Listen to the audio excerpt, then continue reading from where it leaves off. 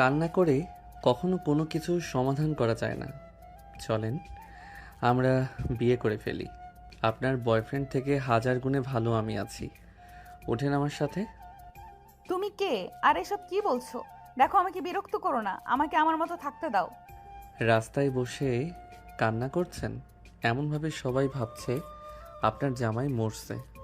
ফাজলামি করা বন্ধ করবে, এখান থেকে যাও। ফাইজলামি না, বিয়ে করব। চলেন তো। আয়ান নদীকে কোলে তুলে নিলে নদী চারিদিকে তাকালো। নদী রেগে বলল, এই ছেলে কি করছো? নামাও আমাকে, না হলে আমি চিৎকার দিব। চিকিৎসা দিলে আমি কিস করবো? স্টুপিড ছেলে, আমাকে চিনোস তুই? না। তাহলে আমাকে কেন বিয়ে করবি? নামা আমাকে, না হলে আমি চিৎকার করব, রেপ কেসে মামলা দিব। বললাম তো, চিৎকার দিলে কিস করব। নদী চিৎকার দিলে আয়ন সাথে সাথে কিস করে দিলে নদী ধাক্কা দিয়ে সরিয়ে দিয়ে আয়নের বুকে মারতে লাগলো। আয়ান বলে উঠল, হাত এত শক্ত কেন? নরম হাত নরম ঘুষি দিতে পারেন না? কুত্তা বিড়াল, আমাকে নামিয়ে দে। দেখ, এমনিতেই ভালো লাগছে না, অনেক কষ্টের ভেতরে আছি। কাজী অফিসে যাই, বিয়ে করব। তারপর দুইজন মিলে স্যাড গান শুনে কান্না করব। আমি তোকে বিয়ে করব না, আন্ডা বাচ্চা, ছাড় আমাকে। আইসে বড় মানুষ। আয়ন নদীকে নিয়ে একটাই সিএনজিতে উঠে পড়ল। নদী চিৎকার করতে গেলে আয়ন ঠোঁট এগিয়ে দিলে নদী ভয়ে ঢোক গিলে বলে, দেখ, আমি তোকে চিনি না, তুইও না, আমার সাথে এমন করিস না, আমার ফ্যামিলি আমাকে মেরে ফেলবে। আপনি তো এমনিতে মরা, আবার না হয় আমার জন্য একটু মরলেন। কি? আমি মরা মানে? হ, বয়ফ্রেন্ড ছ্যাঁকা দিয়েছে, সেখানে আর আপনি জীবিত আছেন নাকি? তাও ঠিক, কিন্তু তুই আমাকে ছাড়, আমি বাসায় যাব। বিয়ে করে নেই, তারপর যাইয়েন। বাচ্চা পোলা পান, ফাজলামি করিস না। বিয়ে কিন্তু খেলনা না, যখন খেলতে ইচ্ছে করবে খেলবো, আবার যখন মন চাইবে খেলবো না। আমিও তো বাচ্চা না যে বিয়ের মানে জানি না। তাহলে আমাকে ছাড়, আমাকে যেতে দে। আমাকে বিয়ে করলে আপনার বয়ফ্রেন্ড জেলাসি করাতে পারবেন। আপনার বয়ফ্রেন্ড আমাদের কোম্পানির ম্যানেজারের ছেলে। কি কেমনে? হুম। নাটক কম কর। অত বড়লোক হইলে তুই সিএনজিতে করে কাজী অফিসে নিয়ে যাবি। আয়ন কিছুক্ষণ ভাবার পর বলে উঠল, ওকে, মজার করব না। আমার দিকে তাকাও, দেখো তোমার বয়ফ্রেন্ড থেকে আমি কম নাকি বেশি? আমার চেহারা, আমার বডি, আমার হাইট, আমার হাসি দেখো। আয়ন বাচ্চাদের মতো করে তাকালে নদী ভুরু কুচকে তাকিয়ে কিছুক্ষণ ভেবে বলে, ওর থেকে হাজার গুণ বেটার, বাট বাচ্চা লাগে তোকে? এই দেখ, বাচ্চাদের মতো করে তাকিয়ে আসুস। আয়ন গম্ভীর মুখ বানিয়ে বলে, এখন কি তোমার হাজব্যান্ডের মতো লাগছে? আয়নের কথা শুনে নদীর সাথে সিএনজি ড্রাইভারও হেসে দিল। আয়ন লজ্জা পেয়ে গেল। আয়ন বলে উঠল, মামা, আপনিও হাসলেন। আয়নের কথা শুনে সিএনজিওয়ালা শরীফ বলে উঠল, মামা, আপনার কথাগুলো ফানি, তাই মুখের হাসি আর আটকে রাখতে পারলাম না, ক্ষমা করে দেন। আপনি হাসেন কেন? সিএনজি মামা তার উত্তর দিয়েছে, আমার আর কিচ্ছু বলা লাগবে না। শোনো বাচ্চা, তোমার বিয়ের বয়স হয় নাই, নাক টিপলে দুধ বের হবে। টিপে দেখেন বের হয় নাকি। আর নাকে কি দুধ থাকে? দুধ তো থাকে। নদীর বুকের দিকে চোখ দিলে সাথে সাথে নদী ঘুষি মেরে দিল নাকে। আয়ন নাক চেপে ধরে বলল, বিয়ের আগে জামাইকে মারো, লজ্জা করে না? লুচ্চা, গাড়ি থেকে নাম। আমি ভাড়া করছি। মামা গাড়ি থামান। না মামা, গাড়ি সামনে থামান। সামনে থামালে আয়ন নদীকে কোলে তুলে নিয়ে বলল, চলেন। ছেড়ে দে আমাকে শয়তান, তুই আমার দেহ পাবি, মন পাবি না। যাক বাবা, আমি কি রেপ করতে নিয়ে যাচ্ছি নাকি? মামা আপনি আসেন না, সাক্ষী যদি লাগে। জান মামা, আমি গাড়িটা রেখে আসছি। আপনার গার্লফ্রেন্ড মনে হয় রাগ করেছে। উল্টাপাল্টা কথা না বলে বিয়ে করে নেন, দেখবেন সব ঠিক হয়ে যাবে। হ্যাঁ, অনেক দিন ধরে বিয়ের কথা বলে কেউ মেনে নেয় না, তাই সিদ্ধান্ত নিয়েছি বিয়ে করে নিব। আয়নের কথা শুনে নদীর চোখ বড় বড় হয়ে গেল। নদী মারতে লাগলো। আয়ন কাজী অফিসের দিকে গেল। আয়ন চেয়ারে বসিয়ে দিলে নদী বলে ওঠে, এই ছেলে বেশি বেশি কিন্তু হয়ে যাচ্ছে। জান, এমন করো না, আমরা তো বিয়ে করে নিচ্ছি, এখন আর রাগ করে থাকো না। কাজী সাহেব আমাদের বিয়েটা পড়িয়ে দেন। আয়নের কথা শুনে কাজী বলে, মেয়েটা তো রাজি না, এই বিয়েটা পড়াতে পারবো না, আর সাথে কোনো সাক্ষী নাই। সাথে সাথে সিএনজিওয়ালা আসলো, এসে বলল, আব্বু ওরা গার্লফ্রেন্ড বয়ফ্রেন্ড, আমি সাক্ষী দেব। আয়ান নদী অবাক হয়ে তাকালো। শরীফ হেসে বলল, এভাবে তাকিয়ে আছেন কেন? আমার আব্বু হয়। মামা দেখেন, আমি ওর গার্লফ্রেন্ড না। ওই আমাকে রাস্তা থেকে তুলে আনছে। আমি এই ছেলেকে চিনি না, হুট করে এসে আমাকে এখানে নিয়ে আসলো। নদীর কথা শুনে কাজী বলে ওঠে, এই বিয়ে হবে না, মেয়েটাকে যেখান থেকে তুলে আনছো দিয়ে আসো। এটা একদম ঠিক হবে না, জোর করে তুলে নিয়ে এসে বিয়ে করা। আয়ান বলে ওঠে, তুমি কি এখনও নাটক করবে নাকি? আঙ্কেল ওই রাগ করে এইসব উল্টাপাল্টা বলছে। আর আপনি বলেন, ওই যদি আমার গার্লফ্রেন্ড না হইতো তাহলে ওই গাড়িতে উঠে কি কিস করার পর চুপ থাকতো? অপরিচিত হইলে সবাইকে ডাকতো না? রাগ করলে যেমন করে তেমন শুধু করছে। সেই জন্য তো বলছি।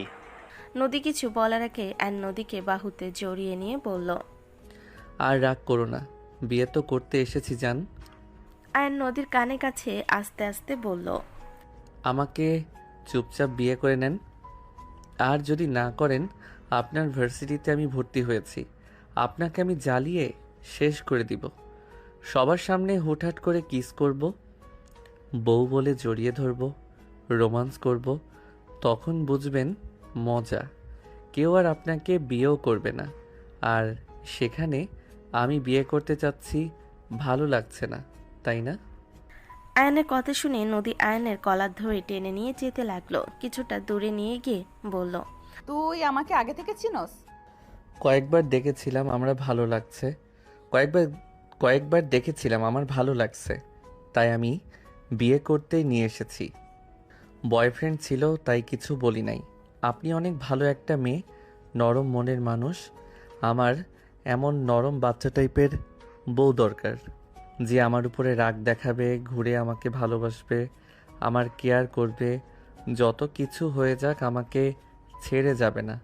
আমি দেখেছি ওই ছেলেটা আপনাকে কত অপমান করত, গায়ে হাত তুলতো, কখনোই অসম্মান করা দেখি নাই। তারপর আপনি বেহায়ের মতো ওকে ভালোবেসে গেছেন। আমাকে বিয়ে করলে আমি ওর মতো কখনোই হব না। আয়ন এক নিঃশ্বাসে কথাগুলো বলতে লাগলো। নদী বলে উঠল, আমি বিয়ে করতে পারবো না আমার ফ্যামিলিকে না জানিয়ে। আর তোমাকে আমি চিনি না, জানি না, বিয়ে কিভাবে করব?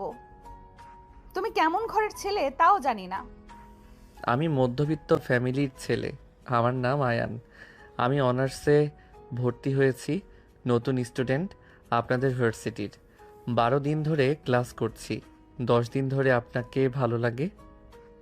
10 দিনে আমাকে বিয়ে করতে এসেছো? যার সাথে 7 বছরের রিলেশন, সেই বিয়েই তো দূর লাথি দিয়ে অন্য একজনের হাত ধরে চলে গেল। আমি রিলেশনে এই জন্য জড়াতে চাই না, আমি সোজা বিয়ে করতে চাই। বিয়ে করলে একে অপর তো সারা জীবন পাশে থাকতে পারবো। কেউ চাইলে সহজে ছেড়ে যেতে তো পারবো না। আর বিয়ে পবিত্র বন্ধন। আমার আশা আমরা ভালো থাকবো। আমি সব বুঝলাম, বাট আমার পক্ষে সম্ভব না। বোঝার চেষ্টা করো। কাউকে না জানিয়ে বিয়ে করতে পারবো না। এইভাবে বিয়ে করলে আমাদের দুজনকে খুন করবে। ওইসব নিয়ে আপনাকে ভাবতে হবে না। আপনি শুধু আমার হাত ধরেন, আমি আপনাকে অনেক ভালো রাখবো। আচ্ছা, একটা মেয়ে শেষ ভরসা কোথায়? তার স্বামীর উপরে তো থাকে নাকি? একটা মেয়ে তো চায় তার স্বামী তাকে ভালোবাসবে, কেয়ার করবে, তাকে সম্মান করবে, তাকে রানীর মতো যেন রাখে, তাই তো চায়, তাই না? আর আপনি ধরেন ফ্যামিলির পছন্দে বিয়ে করলেন, আপনার স্বামী খারাপ হইল, আপনাকে ভালোবাসলো না, তখন কিন্তু কিছু করার থাকবে না। ফ্যামিলি দিন শেষে আপনাকে দোষ দিবে। তার থেকে কি একবার আমাকে বিশ্বাস করে বিয়েটা করে দেখেন? আয়ন নদীকে সুন্দর করে বোঝাতে লাগলো। অনেকক্ষণ বোঝানোর পর নদীর মত চেঞ্জ হয়ে গেল। নদী কিছুক্ষণ ভেবে বলল, বিয়ে করব একটা শর্তে। আগে কাউকে জানানো যাবে না আমাদের বিয়ের কথা। আমি যখন দেখব তোমার মাঝে আমি আমার শান্তি খুঁজে পাচ্ছি, তোমাকে আমার ভালো লাগছে, তখন আমি নিজেই সব প্রকাশ করব। কিন্তু তুমি করতে পারবে না। এইটা কেমন কথা? যেটা বলছি ওটাই। তাহলে আমি কি তোমার সাথে দেখাও করতে পারবো না, কথাও বলতে পারবো না নাকি? পারবে, বাট সাধারণ সিনিয়র আপুদের সাথে যেভাবে বলো সেভাবে বলবে। আর আপনাকে যদি আমার কাছে পেতে ইচ্ছে করে তখন? আমি এসব কিছু করতে দেব না। যদি ভুলে বাচ্চা হয়ে যায় তখন ঝামেলা হবে। কিস পর্যন্ত সীমাবদ্ধ থাকতে হবে। এইটা কোনো কথা বললেন? মানলে মানো, না মানলে বাদ দাও, বিয়ে করা লাগবে না। আর নদীর দিকে তাকিয়ে কিছুক্ষণ ভাবতে লাগলো। আগে বিয়ে করে নেই, তারপর দেখা যাবে কে কাকে কাছে টানে। এমন পাগল করব না, নিজেই আমার কাছে আসার জন্য ছটফট করবেন। আয়নকে ভাবতে দেখে নদী হাতে তুড়ি বাজিয়ে বলল, কি ব্যাপার, কি ভাবো, কি করবে বলো, বাসা যাব? ওকে, ঠিক আছে, চলেন।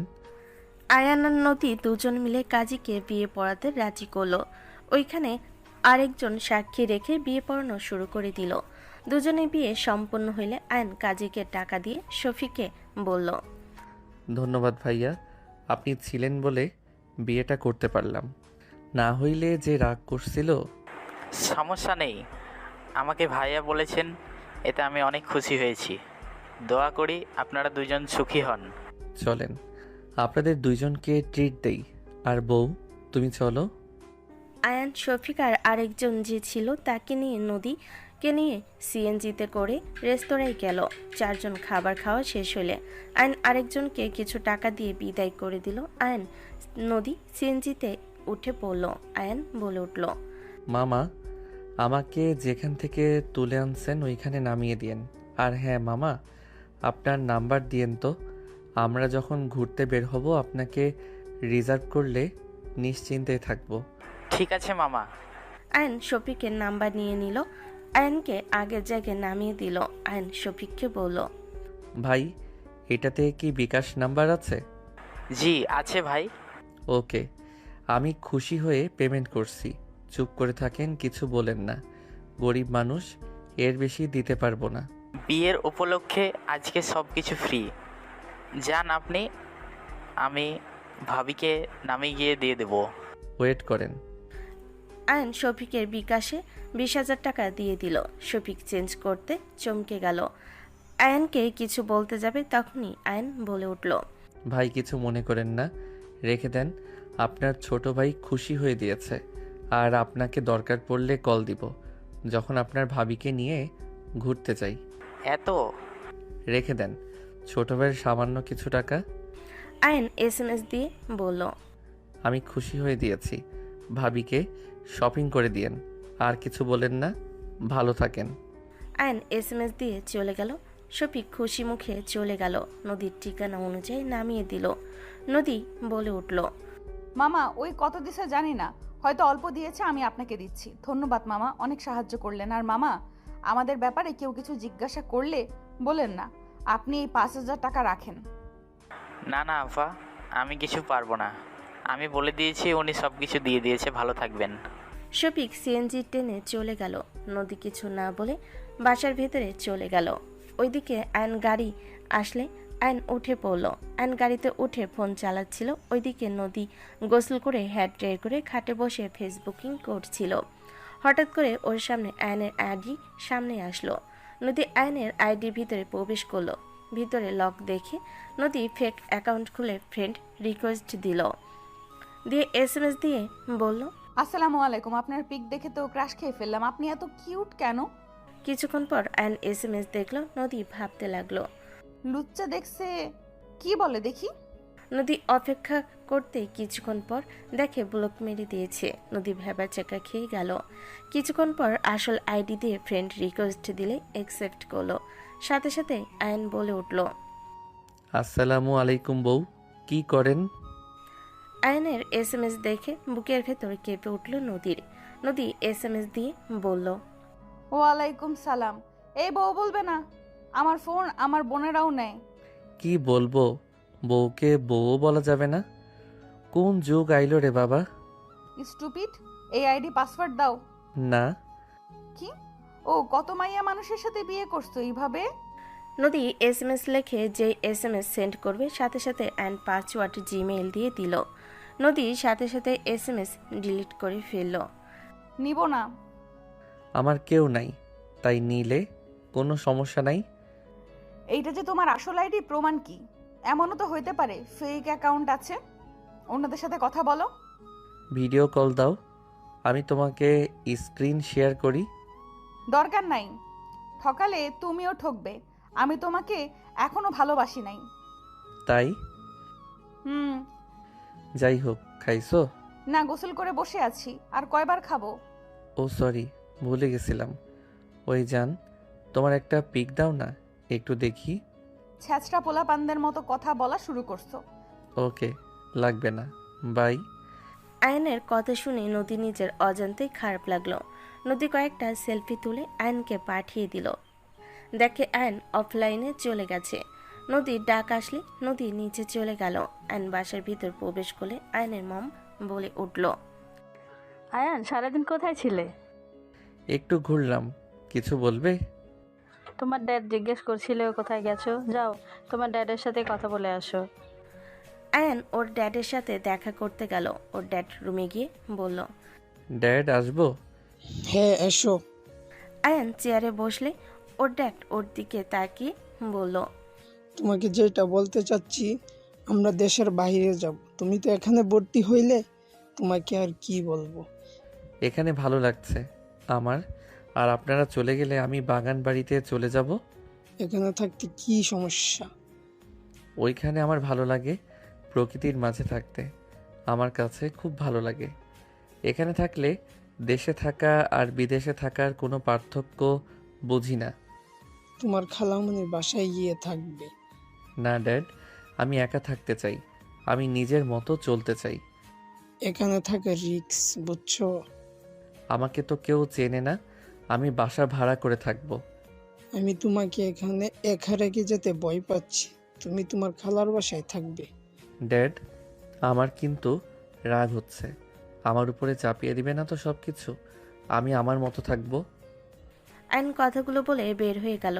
রাতে আয়ন ওর ড্যাড মমকে এয়ারপোর্টে ছেড়ে দিল। আয়ন এয়ারপোর্ট থেকে বের হয়ে সাধারণভাবে রিক্সা নিয়ে ভাড়া বাসায় চলে গেল। আয়ন বাসার ভিতরে গেলে আয়ন বলে উঠল, মোটামুটি ভালো, এখানে আরামে থাকা যাবে। আব্বুর গার্ডরা তো আমাকে খুঁজে পাবে না। আয়ন খাটে শুয়ে পড়ল। সকালে ঘুম ভাঙলে দরজার পাশ থেকে ডাক দিল। আয়ন ঘুম ঘুম চোখে দরজা খুলে সামনে থাকা ব্যক্তিকে দেখে অবাক হয়ে গেল। আয়নকে দেখে বলল, ছোট লোক, তুই এখানে কি করস? বড়লোক মহিলা, তুই এখানে কেন? আমি এখানে কেন মানে? আমি এই বাড়িওয়ালার মেয়ে। ও, এইটা তোদের বাসা? ছ্যা, আগে জানলে কখনোই ভাড়া নিতাম না। ফকিরনি, বের হয়ে যা। এত টাকা কই পেয়েছিস ফকিরনি? তোর দেওয়া গিফট বিক্রি করে ভাড়া দিয়েছি। ছোট লোক। বড়লোক। দুজন ঝগড়া করলে নদীর আব্বু আসলে তুলি চুপ হয়ে গেল। নদীর আব্বু বলল, বাবা, তোমার রুম পছন্দ হয়েছে কি? জি আঙ্কেল। তুলি খাবার দিয়ে আয়ন বাবাকে বাসাটা ঘুরিয়ে দেখো। পারবো না, মেজো আপুকে বলেন। আমি বের হব। এই নেন আপনার খাবার, আম্মু পাঠিয়েছে। তুলি আয়নের হাতে ঠাস করে খাবারের বাটি রেখে চলে গেল। আয়নের আব্বু বলে উঠল, কিছু মনে করো না বাবা, আমার ছোট মেয়েটা একটু পাজি টাইপের। আচ্ছা, সমস্যা নাই, আমি কিছু মনে করি নাই। আর আঙ্কেল, খাবার দিলেন? এসব দরকার ছিল না আঙ্কেল। আরে শরম পাও না, নতুন নতুন এসেছো, গুছিয়ে নিতে সমস্যা হবে তোমার প্রথম প্রথম, তাই তোমার আন্টি ভালোবেসে পাঠিয়েছে, খেয়ে নিও। আন্টিকে ধন্যবাদ দিয়েন আমার পক্ষ থেকে। আচ্ছা, ভালো থেকো, আমার মেজো মেয়েকে পাঠিয়ে দিব, ওই তোমাকে সব দেখিয়ে দিবে। ঠিক আছে। নদীর আব্বু চলে গেল। আয়ন খাবার নিয়ে দরজা লাগিয়ে দিয়ে টেবিল উপর রেখে ওয়াশরুমে চলে গেল। ফ্রেশ হয়ে চেয়ারে বসে খাবার খেতে লাগলো। হঠাৎ করে কলিং বেল বেজে উঠল। আয়ন দরজা খুলে দিলে নদী বলে উঠল, আসসালামু আলাইকুম, আমি নদী। আয়ন নদীর দিকে ভুরকুচকে তাকিয়ে বলল, ওয়ালাইকুম আসসালাম বিবিজান। নদী ভ্যাপাচাকা খেয়ে গেল। নদীর চারিদিকে তাকিয়ে তাড়াতাড়ি ভিতরে প্রবেশ করে দরজা লাগিয়ে দিয়ে আয়নের কলার ধরে বলল, ফাজিল, তুমি এখানে কেন? সত্যি বলতে জানতাম না তোমাদের বাসা, বাট ভাড়া নিয়েছি যখন, তখন তো ভালোই হইল। থাপ্পড় মেরে ঘুরিয়ে দেব। এই বাসা ছেড়ে দিয়ে চলে যাও। আয়ন বাম হাত দিয়ে কোমর জড়িয়ে টান দিয়ে নিজের সাথে জড়িয়ে নিয়ে আলতো করে গালে কিস করে বলল, তোমাকে এত কাছ থেকে দেখতে পারবো, আর সেই সুযোগ হাতছাড়া তো আমি করব না জান। ধরা পড়লে কপালে দুঃখ আছে। আমাকে ছাড়ো। ওকে, ছেড়ে দিলাম। শোনো না, কি? কি কি কিনবো বুঝতে পারছি না। রান্না করতে কি কি লাগে? ঘোড়ার ডিম লাগে। আচ্ছা, ওইটা কোথায় পাওয়া যাবে? অ্যান সিরিয়াসভাবে নদীর মাথায় টুকা দিয়ে বলল, ফাজিল ছেলে, মধ্যবিত্ত হয়েও কিছু জানো না নাকি? জানি, বাট কোনটা কিনলে ভালো হবে সেইটা বুঝি না। আব্বু তোমাকে বাসা ঘুরিয়ে দেখাতে বলেছে, বাইরে যেতে দিবে না। তুমি বয়সে ছোট দেখে আমাকে পাঠিয়েছে। তোমরা কি সব ভাড়াটিয়াকে এভাবে দেখাও নাকি? আর ছেলে মানুষ কয়টা, এভাবে তোমাদের পাঠায় কেন? ও ফালতু কথা বলো না। এখানে সবাই ফ্যামিলি নিয়ে থাকে। টাকার দরকার ছিল তাই তোমার থেকে অ্যাডভান্স নিয়ে থাকতে দিয়েছি। আমি ছাড়া আমার 2 বোনের কাবিন হয়ে গেছে, তাই তুমি বাসা ভাড়া পাইছো। 2টা কারণে পাওয়া সম্ভব হয়েছে, বুঝলে? বুঝলাম। আসো খাবার খাই। খাইছি, তুমি খাও। আসো না, খাওয়াই দেই। আয়ন নদীকে বসিয়ে দিয়ে খাবারের লোকমা দিলে নদী মুখে নিয়ে নিল। আর নিজেই খেতে লাগলো। নদী বলে উঠল, দেখো, আর খেতে পারবো না, বমি করে দিব। ওকে ঠিক আছে। যাই হোক, আন্টি রান্না অনেক মজার। আম্মু প্রশংসা শুনলে ঘন ঘন রান্না করে দিবে, সাথে দাওয়াতও দিবে। তাহলে তো ভালো, আন্টির সাথে ভাব জমাতে হবে। থাক, ফাজিল। আচ্ছা থাকো, আমি ধুয়ে দেই। আমি ধুয়ে নিয়ে যাচ্ছি। আমি করে দেই। চুপ করো, পরে আবার বলবে বউ থাকতে আমাকে এইসব কাজ করা লাগছে। আয়ন ফিক করে হেসে দিল। নদী বেশ অবাক হয়ে গেল ওর হাসি দেখে। আয়নের দিকে মুগ্ধ নয়নে তাকিয়ে বলল, ছেলে মানুষ এত সুন্দর করে হাসতে পারে, ওকে না দেখলে বিশ্বাস হতো না। ওই কি দেখেন? নদী ভাবনার জগৎ থেকে বের হয়ে রান্নাঘরে গিয়ে বাটিগুলো ধুয়ে আয়নকে বলল, আমি রেডি হয়ে আসছি, তুমি রেডি হয়ে নাও। যাবে বাজার করতে? হুম। নদী চলে গেল। আয়ন তাড়াতাড়ি করে রেডি হতে লাগলো। ওদিকে 3 তলে চলে গেল। নদী রান্নাঘরে গিয়ে বাটি রেখে বলল, আম্মু, তোমার রান্না ওই ছেলেটা অনেক পছন্দ করছে, তোমার অনেক প্রশংসা করছে। তাই সত্যি? হ্যাঁ আম্মু, ছেলেটা বাচ্চা পোলানা, বাজার করতে যাবে কিছু বুঝতে পারছে না। ওর সাথে কি যাব আমি? যা, তোর আব্বু দেখার আগেই চলে আসছিস। ওকে। নদীর কথা শুনে তুলি বলল, চেনো না জানো না, একটা ছেলের সাথে বাজারে যাবে? ফাজলামি করো। কি হয়েছে? ওই তো ছোট একটা ছেলে। ওই আমার সাথেকার, আমার ক্লাসমেট। ওর ব্যাপারে আমি খুব ভালো করে জানি, বুঝলে? ওই তো ছোট না। তুই আমার 4 বছরের ছোট, ওই ছেলে তাই। যাও গা, তোমার ইচ্ছে যাও, মাথায় তুলে নাচো। ওকে? তুই এই ছেলেকে নিয়ে এত সমস্যা কেন করছিস? ওই ছেলে কি খারাপ নাকি? হ্যাঁ। কি, কেন, কি করেছে ওই ছেলে? ওকে আমার পছন্দ হয় না, ওকে দেখলেই আমার রাগ হয়।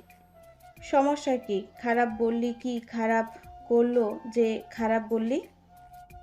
ওই কি মেয়েবাজ নাকি, নেশা করে নাকি, জুয়া খেলে নাকি, বেয়াদবি করে? ভাষা খারাপ। কোনোটাই না, কিন্তু আমার রাগ হয় ওকে দেখলে। আমার মন চাই ওর মুখে খুশি মেরে দিই। কোনোটাই নাই, তাহলে কেন তোর এত রাগ হবে? তোকে কি খারাপ প্রস্তাব দিয়েছিল নাকি? জানি না, ধুর, যাও তো, এত প্রশ্ন করে মাথা খারাপ করো না তো। তুলি বিরক্ত হয়ে চলে গেল। নদী রুমে চলে গেল, ফ্রেশ হয়ে রেডি হয়ে নিল। নদী আয়নের রুমের সামনে গিয়ে নক করলে আয়ন দরজা খুলে বলল, রেডি হইলেন নাকি? ঘুমাতে গেছিলেন? নিচে চলো, তারপর বলি। নদী চলে গেল। দুজন উঠে পড়ল। নদী বলে ওঠে, আমার বোন তুলিকে চেনো তুমি? নদীর কথা শুনে আয়ন চমকে উঠল। আয়ন বলে উঠল, কোন তুলি? সকালে যে খাবার দিতে এসেছিল ওই।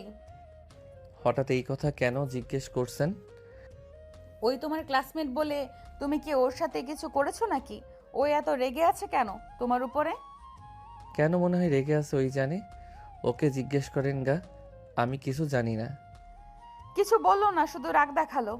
ও, একজন মানুষকে যে সবাই পছন্দ করবে তার কোনো মানে হয় না। কেউ অপছন্দ করবে, কেউ পছন্দ করবে, এই তো দুনিয়া। তা ঠিক। দুজন বাজারে চলে গেল। 3 ঘন্টার ভিতরে সব কিনে নিল। আয়ন নদীকে ফুচকা খাওয়াতে লাগলো। নদী ফুচকা খাচ্ছিল আর আয়নের দিকে তাকিয়ে বলল, তুমি নাও না কেন? আমি এইসব খাই না। মুখে দিয়ে দেখো, এটার ফ্যান হয়ে যাবে। নদী জোর করে একটা মুখে দিল। ঝালে আয়ন চোখ দিয়ে পানি পড়তে লাগলো। আয়নের নাক, ঠোঁট, চোখ লাল হয়ে যেতে লাগলো। আয়ন নদীর প্লেট থেকে আরেকটা নিয়ে খেতে লাগলো আর বলতে লাগলো, আসলে অনেক মজা তো। এই তুমি ঝাল খেতে পারো না? আর এই খেও না, মরে যাবে তো। মামা ওকে টক পানি দেন তো। নদী আয়নের চোখ ওড়না দিয়ে মুছে দিতে লাগলো আর টক পানি খাওয়াতে লাগলো। আয়নের ঝাল আরও বেড়ে গেল। নদী আয়নকে পানি দিল, সাদা পানি। আয়ন সাদা পানি দিয়ে কুলি করতে লাগলো। নদী বলে উঠল, তুমি ঝাল খেতে পারো না, আমাকে আগে বলবে না? এই কি অবস্থা, বাসায় চলো। ফুচকাওয়ালাকে টাকা দিয়ে দেই। আয়ন টাকাটা দিয়ে দিল। গাড়িতে সব জিনিস তুলে আয়ন নদী উঠে পড়ল। নদী আয়নকে বাতাস করতে লাগলো। আয়নের ঝালে মাথা ঘুরে উঠল। আয়ন বলে উঠল, এত ঝাল মানুষ খায় নাকি? এত খাইলে ভিতরে সমস্যা হবে। আমাদের মুখ আপনার মতো না, বুঝলেন? আপনি আমাকে বলতেন যে আমি ঝাল খাইতে পারি না, তাহলে তো আমি জোর করে দেই না। আরে ফুচকা মজা আছে তো। আর বউ এত আদর করে দিল, না খেয়ে কি থাকা যায় নাকি? নদী রাগী লোক নিয়ে তাকাতেই দেখে চোখ দিয়ে পানি গড়িয়ে পড়ছে। আয়ন অবাক হয়ে বলল, এই কান্না কেন করছেন? চুপ করো, আমার সাথে কথা বলবে না। আমার জন্য তোমাকে ঝাল সহ্য করতে হচ্ছে। আমার জন্য তোমার এমন হইল। আমি যদি জোর না করতাম তাহলে তোমার এই অবস্থা হতো না। আরে পাগলি, এটার জন্য কে কান্না করে? আরে কান্না বন্ধ করো, আমার কিছু হয় নাই। এই দেখো আমি একদম ঠিক আছি। নদীতে বাসের সামনে থামালে নদী কিছু জিনিস নিয়ে ভিতরে গেল। আয়ন বাকি জিনিস নিয়ে যেতে লাগলো আর কিছু রিক্সাওয়ালা নিয়ে দিতে লাগলো। রুমের ভিতর দিয়ে আসলে আয়ন ভাড়া ডাবল দিল আর এক্সট্রা টিপ দিয়ে দিল। রিক্সাওয়ালা খুশি হয়ে চলে গেল। নদী দরজা লাগিয়ে দিয়ে সোজা আয়নকে সোফায় ফেলে দিয়ে দুহাত চেপে ধরে আয়নের উপরে উঠে ঠোঁট জোর নিচে দখলে নিয়ে চুষতে লাগলো। আয়নের চোখ বড় বড় হয়ে গেল। আয়ন নদীকে নিচে ফেলে কিস করতে লাগলো। আয়ন নদী বুকের দিকে যেতে নিবে, সাথে সাথে নদী থামিয়ে দিয়ে আয়নকে সরিয়ে দিয়ে দৌড়ে উঠে চলে গেল। আয়ন ফ্লোরে পড়ে থেকে নদীর চলে যাওয়ার দিকে তাকিয়ে হেসে উঠল। বউ আমার নিজের ইচ্ছে আসবে আমার কাছে, আমার জোর করে কিছু নিতে হবে না। আয়ন ফ্লোরে পড়ে থেকে নদী চলে যাওয়ার দিকে তাকিয়ে হেসে উঠে বলল। আয়ন হাসতে লাগলো। হেসে দরজা লাগিয়ে দিয়ে সব একাই গুছিয়ে নিতে লাগলো। মাংস ও মাছ কেটে নিয়ে আসার জন্য সহজে পলিথিনে তুলে বেঁধে ফ্রিজে রাখলো আর দুপুরের জন্য খাবার রান্না করতে লাগলো। তুলি রুমে এসে বলল, কি রে ছোট লোকের বাচ্চা, কি করিস? রান্না করি। বড় লোকের বাচ্চা চোখে পড়ে না? এটা কি রান্নাঘর নাকি বস্তি ঘর? আমি ভাড়া দিয়েছি, এখন আমার যা মন চাইবে তাই করব। তোর কোনো সমস্যা? আমার সমস্যা কি মানে? তুই এই বাসা থেকে চলে যা, আমি তোকে খুন করব যদি আমার সামনে দেখি। তুই কি আমাকে মেরে ফেলা বাদ দিয়েছিস নাকি? আমাকে তো মেরেই ফেলছস। দেশে কবে আইছোস? 1 মাস হইছে। প্রবাস জীবন ছেড়ে আসলি কেন? তোর সংসার চলবে ফকিরনি? আবার কাকে পটিয়ে তার টাকায় চলবি? তোর বোনদের মধ্যে একজনকে পটিয়ে তোর বাড়ির ঘর জামাই হব। স্বপ্ন দেখতে থাক, আমি থাকতে কখনোই পারবি না। ফকিরনি একটা। আমার জামাই কি করে জানোস? না। খান গ্রুপের ম্যানেজার। ওনাদের তো অনেক কোম্পানি, কোনটাতে? খান গ্রুপ। আয়ন মনে মনে হাসতে লাগলো। আয়ন বলে উঠল, তাহলে তো বড়লোক দেখে পটাইছস। আগেরগুলো কি হইল? এইটাকে বেশি ভালো লাগছে, এইটার সাথে কাবিন করছি। তুই যত আমার সামনে থাকোস তোর প্রতি আমার কোনো ভালোবাসা কাজ করবে না। শোন, এখান থেকে চলে যা, বিদেশ থেকে যা, ইনকাম করছিস তা দিয়ে ফ্যামিলির দেখাশোনা কর আর পড়াশোনা কর। ছোট লোক একটা। তোকে আমার চিন্তা করা লাগবে না। যত নাটক করস আমাকে এখনো ভালোবাসস। দেখ আমার জন্য কত চিন্তা তোর। চুপ কর। ছোট লোককে নাকি আমি ভালোবাসবো? তোকে ভালোবাসার জন্য তোর কি আছে? আছে তো কিছু টাকা, ওইটা শেষ হয়ে গেলে তুই রাস্তায় ভিক্ষুক হয়ে যাবি। তুই আমাকে যে স্বপ্ন দেখিয়ে আমার লাইফ নষ্ট করছিস না, তুই আমার জন্য আফসোস করবি। তোর মতো ছেলের জন্য আমি আফসোস করব? হাসালি আমাকে। শোন, তোর রূপ থাকতে পারে, বাট ছেলেদের রূপের থেকে টাকা সুন্দর, বুঝলি? টাকা থাকলে টাকলা বেটাও বিশ্ব স্মার্ট পোলা, বুঝলি? টাকার বিছানায় ঘুমা যা, এখান থেকে রান্না করতে দে। থাকবই তো। তুলি হাসি দিয়ে চলে গেল। আয়ন রাগে গাজর দিয়ে ঢিল মারতে গিয়েও মারল না। আয়ন চুলা বন্ধ করে রাগের দেওয়ালে খুশি মারল। তুলি পিছনে তাকিয়ে বলল, ফকিন্নি, দেওয়ালের কিছু হইলে খবর আছে। তুই যাবি এখান থেকে? তুলি চলে গেলে আয়ন মাথা ঠান্ডা করে রান্নাঘর পরিষ্কার করে গোসল করতে চলে গেল। গোসল করে শার্ট প্যান্ট ছাদে মেলে দিয়ে তাড়াতাড়ি করে নিজের রুমে এসেছে। খাটে শুয়ে থেকে ভাবতে লাগলো ফ্ল্যাশব্যাক। আয়ন তুলির ভিডিও কলে আয়ন কান্না করতে করতে বলছে, তুলি, তুমি তো আমাকে ভালোবাসো, তাহলে তুমি অন্য ছেলেকে বিয়ে করতে পারো না? তুলি প্লিজ, তুমি আমার কথা শোনো, আমি তোমাকে অনেক ভালোবাসি। তুলি, আমাকে ছেড়ে অন্য কাউকে বিয়ে করো না, তুমি লোভ করো না তুলি। চুপ কর ফকিন্নির বাচ্চা, তোকে ধরে থেকে লাভ আছে? তুই আমাকে আর কল দিবি না। তুলি কল কেটে দিয়ে পুলক মেরে দিয়ে ফোন অফ করে দিল। আয়ন কান্না করতে করতে বারবার কল দিতে লাগলো। আয়ন পাগলের মতো কান্না করতে লাগলো। আয়ন পুরো রুম ভাঙচুর করতে লাগলো। আয়নের মম দৌড়ে এসে আয়নকে জড়িয়ে ধরে বলল, আয়ান কুল, কি করছো এসব? ওই মেয়েটা লোভী ছিল, তুমি কেন বুঝতে পারছো না? আয়ান শান্ত হও। আমি ওকে ছাড়া বাঁচবো না।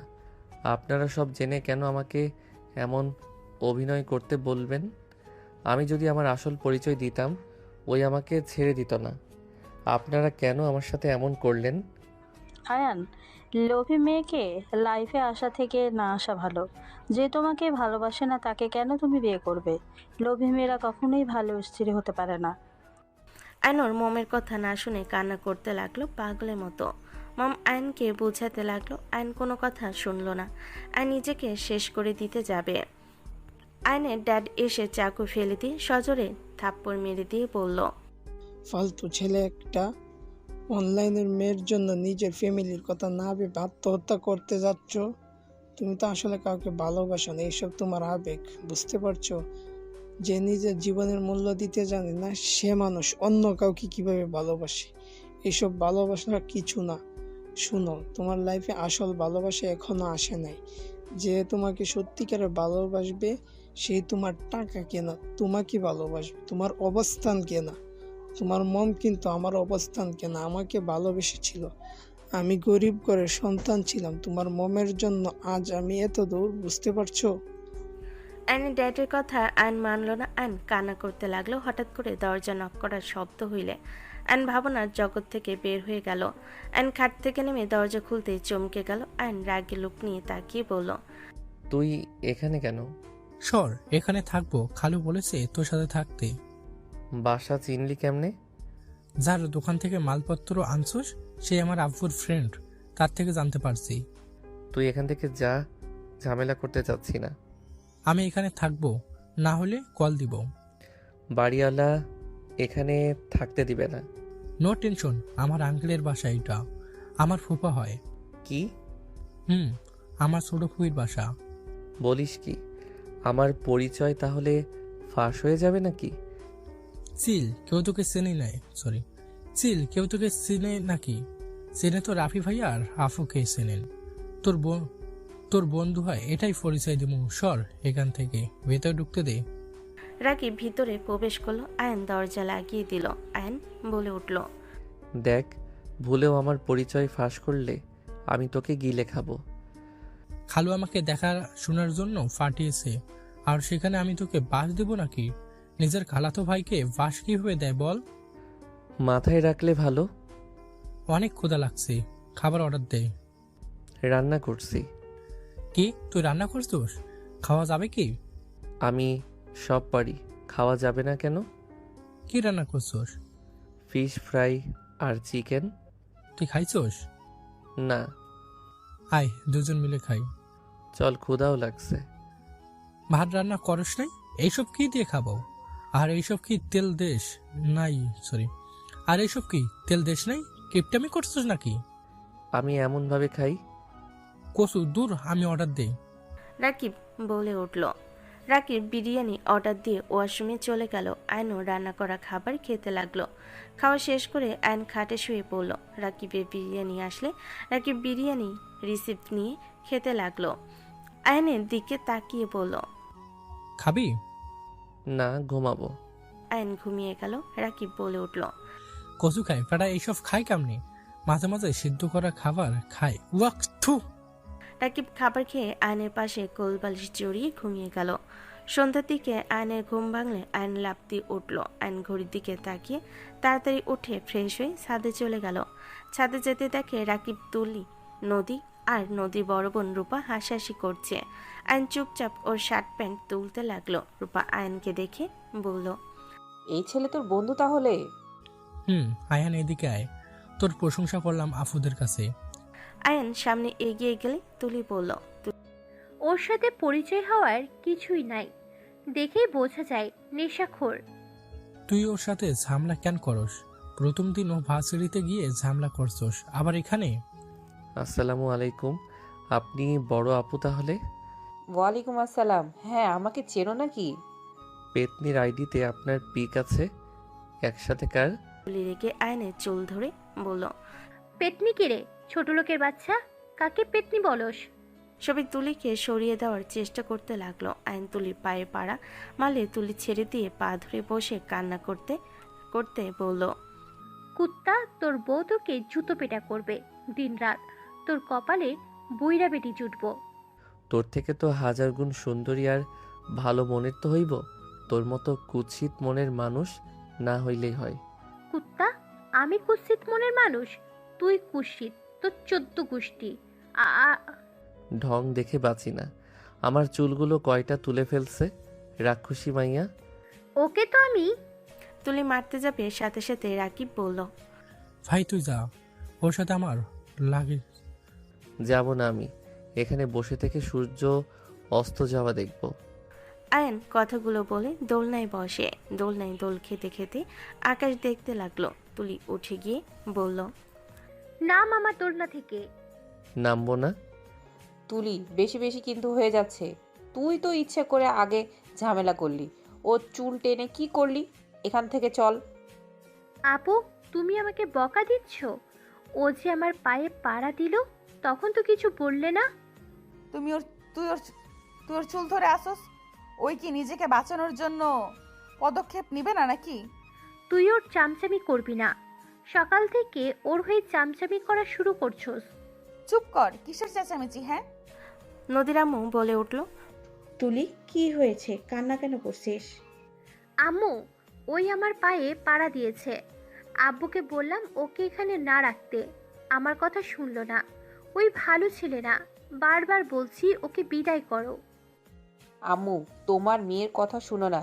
এই ছেলে কিছুই করে নাই, তোমার মেয়ে পায়ে পাড়া দিয়ে ঝামেলা করলো। রূপা সব খুলে বলে তুলির দিকে রাগি লুক নিয়ে তাকালো।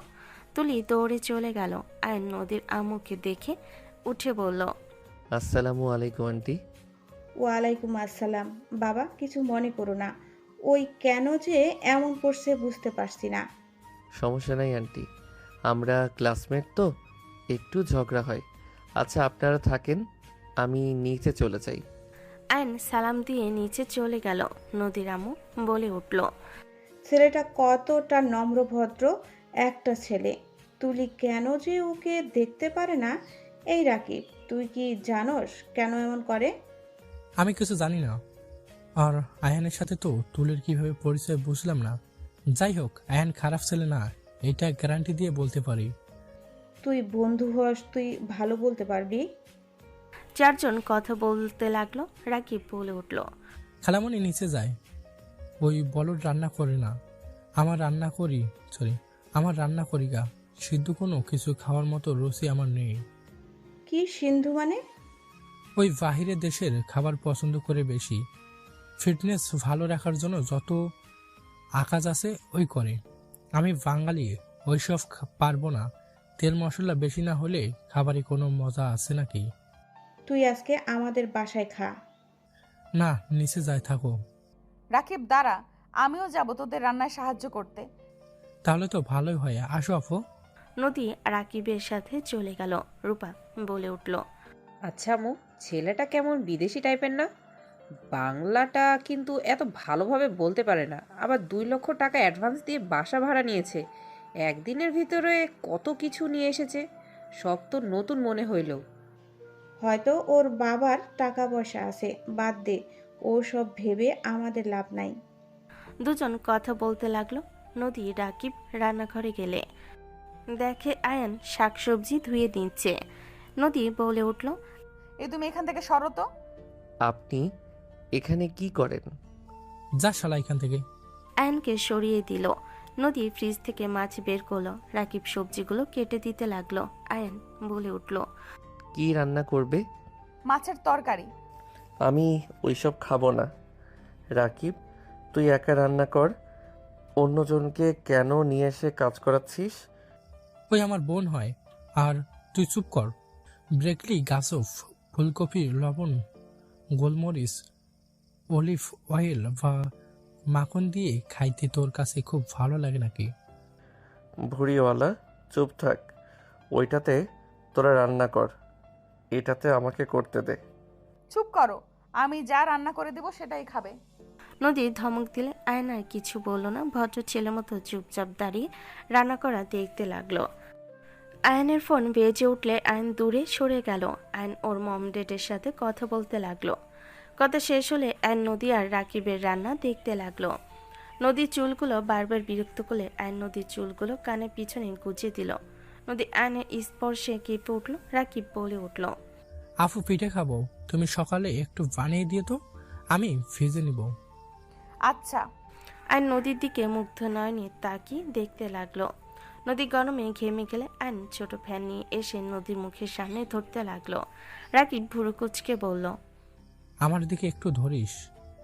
চুপচাপ রান্না কর। বেঈমান। চুপ কর। নদী মনে মনে খুশি হলেও প্রকাশ করলো না। দুজনের রান্না শেষ হইলে আয়ান বলে উঠল, দুজন বসেন, আমি সব টেবিলে রেখে দিচ্ছি সাজিয়ে। পারবে। আফু, চলো ফ্যানের নিচে বসি। দুজন বসলে আয়ন সব খাবার সাজিয়ে টেবিলের উপর রেখে ঢেকে রাখলো ছাকনা দিয়ে। আয়ান নদীর দিকে তাকিয়ে বলল, এত গরম, আপনাকে আর রান্না করতে হবে না। আমি এখন মাছ রান্না করতে পারবো, বাট অতিরিক্ত তেল দিয়েছো। বাঙালি হয়ে এই কথা বললে? আমি তো কম তেল দিয়েছি, এতে বলে তেল বেশি দিয়েছি। আপু, ওর কথা রাখো তো। ব্রাশ দিয়ে মাছ মাংসের দিয়ে টফের ভেজে নেয়, তাকে আর কিছু বলো না তো। গোলমরিচ আর বাটার ওইগুলোকে খায় রে বাবা, ওর হাতে শুধু লুডুসটা মজা লাগে। আচ্ছা, তুমি এসব খাবার কোত্থেকে শিখেছো? আর তোমার ভাষা কেমন বিদেশিদের মতো? বাংলা স্পষ্ট বলতে পারো না? কই বলতে পারি না, আমার কণ্ঠ এমন, আমি কি করব। আচ্ছা, দুইজন খেয়ে নিও, আমি গেলাম। খেয়ে যান এখানে। না, আসছি, পরে খাবো। নদী চলে গেল। আয়ন রাকিব দুজন ফ্রেশ হয়ে পড়তে বসলো। কারেন্ট গেলে দুজন ছাদে উঠে গেল। মানুষ দেখে রাকিব নদীতে কাছে গেল। আয়ন দূরে এক কানিতে দাঁড়িয়ে। আয়নের ফোন বেজে উঠল। আয়ন কল রিসিভ করলো। হুট করে কারেন্ট আসলে একজন আয়নকে জড়িয়ে ধরল। ছাদের সবাই ওদের দিকে তাকিয়ে আছে। আয়ন ধাক্কা দিয়ে সরিয়ে দিয়ে বলল, হচ্ছেটা কি? ব্যথা পেলাম তো। কে আপনি? রাইসা, হচ্ছেটা কি? রাকিবের কথা শুনে রাইসা পিছনে তাকাতে সবাইকে দেখে ভ্যাবাচাকা খেয়ে গেল। নদীর আম্মু বলে উঠল, রাইসা, এসব কি? না মানে খালামণি, আমি ভাবছি রাকিব ভাইয়া। এইদিকে আয়। সরি ভাইয়া, আমি রাকিব ভাইয়াকে ভেবেছিলাম। অ্যান্ড অন্য বাহিরের দিকে তাকিয়ে থাকে ফোনে SMS করতে লাগলো। সবাই নিচে চলে গেল। আয়ন দোলনায় বসলো। অনেকক্ষণ থেকে 10টার দিকে রুমে গিয়ে খাবার খেয়ে নিল। খেয়ে শুয়ে পড়তে ফোন হাতে নিয়ে দেখে নদী SMS দিয়েছে। অন্যের মেয়ের ছোঁয়া অনেক মজা, তাই না? বউয়ের ছোঁয়া সব থেকে মজা। সত্যিটা বলো, আমাকে ফ্রেন্ড হিসেবে দেখতে পারো? সত্যি বললাম, মিথ্যা কেন বলবো? ঘুমানো বাদ দিয়ে অনলাইনে কেন? বউয়ের সাথে কথা বলতে ইচ্ছে করছিল, তাই অনলাইনে আসলাম। দেখলা, বউ SMS দিয়েছে, তাই দেখলাম বউ SMS দিয়েছে, কথা বলি। মাও। ওকে। 1 মাস পর আয়ন কান্না কান্না কণ্ঠে বলল, আমি কিছু করি নাই। এই মেয়ে মিথ্যা বলছে। ওই মেয়ে আমাকে এখানে ডেকে নিয়ে এসেছিল। ওর লাইটটা নাকি জ্বলছে না। ও রাতে ভয় পায়, রাকিব নাই, তাই আমি যেন লাইটটা লাগিয়ে দেই। আঙ্কেল আন্টি আমার কথা বিশ্বাস করেন, আমি সত্যি এই মেয়ের সাথে কিছু করি নাই। নদীর আপু ঠাস ঠাস করে থাপ্পড় মেরে বলল, কোনো কথা শুনতে চাই না। তুমি এখন এই বাসা থেকে বের হয়ে যাও। তোমার কোনো কথা আমি শুনতে চাই না। আয়ন নদীর আব্বুকে বোঝাতে লাগলো। হঠাৎ করে ধাক্কা মারে নদীর উপর তুলি পায়ের কাছে গিয়ে আয়ন পড়ল। তিনজনই অবাক হয়ে গেল। নদী তুলি আয়নকে তুলে বলল, আব্বু কি হয়েছে? তুমি ওকে এইভাবে ধাক্কা কেন দিলে? রাইসা, তুই কান্না কেন করছিস? রাইসা কি হয়েছে? কান্না কেন করছিস? কথা বল। আর আব্বু আম্মু তোমরা রেগে কেন আছো? ওই আমাকে রেপ করতে নিয়েছিল। কথাগুলো বলে কান্না করতে লাগলো। তিনজন হতভম্ব হয়ে গেল। আয়ন কিছু বলতে যাবে, সাথে সাথে নদী ঠাস ঠাস করে থাপ্পড় মেরে বলল, ছি, তুই ওকে রেপ করতে নিয়েছিলি? তুই এত নিচে নেমে গেছিস? তোকে তো আমি সেদিন অনুমতি দিলাম, তারপরও তুই ছোট বোনের দিকে নজর কিভাবে দিলি?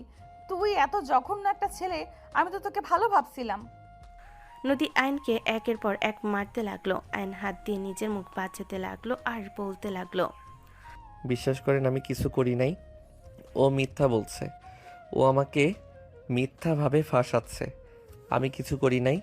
আমার কথা আপনি অন্তত বিশ্বাস করেন। তুলি নদীর হাত ধরে সরিয়ে দিয়ে বলল, আপু থামো। আয়ান, সত্যিটা কি? আমার বিশ্বাস হচ্ছে না তুমি এমন কিছু করতে পারো। আমাকে সত্যিটা বলো তো, কি হয়েছে? তুমি তো আমাকে ঘৃণা করো। তুমি আমার কথা কি বিশ্বাস করবে নাকি? তুলি ধমকে সুরে বলল, আমি বিশ্বাস করি আর না করি, তোমাকে সত্যিটা বলতে বলেছি, বলো। আপু, আমি বলি ও সম্পূর্ণ মিথ্যা কথা বলছে। তুই চুপ কর। তুই তো রেপ হতে হয়েছিলি। তোর তো লজ্জা থাকার দরকার। সেখানে কিভাবে এসব বলবি? আয়ান, উত্তর দাও, কি সত্যিটা? আমি রুমে শুয়েছিলাম, ঘুমাবার জন্য শুয়ে থেকে দোয়া পড়ছিলাম। হঠাৎ করে দরজায় নক হইলে আমি দরজা খুলে দেখি ওই এসে আমাকে বলে ওর লাইটটা নাকি জ্বলছে না। ও রাতে ভয় পায়, রাকিব নাই, তাই আমি যেন লাইটটা লাগিয়ে দেই। আমি রাজি হচ্ছিলাম না। আমি বারবার বলছিলাম যে আঙ্কেল আন্টি তোমরা কেউ নাই, এখন যাব না। তারা আসলে আমি বা রাকিবকে পাঠিয়ে দেব। উনি শুনে না, জোর করছিল, অনেক রিকোয়েস্ট করাই আমি যেতে বাধ্য হই। ওনার রুমে গেলে উনি দরজা লাগিয়ে দেয়। আমি ফোনের লাইট জ্বালিয়ে বলি, কী ব্যাপার, দরজা কেন আটকাচ্ছেন? মিথ্যা কথা। ও দরজা লাগিয়ে দেয়, আমি দেই নাই। ওই লাগিয়ে দিলে আমি ভয়ে বলি, দরজা কেন লাগিয়ে দিলেন? তুই চুপ কর। আমি একজনের মুখে শুনতে চাইছি। আয়ান, তুমি বলো। তারপর উনি নিজের শার্টের বোতাম খুলতে থাকে। আমি ওইখানে না থেকে দৌড়ে দরজার কাছে আসি। উনি আমাকে পিছন থেকে খামচি দিয়ে টেনে ধরে।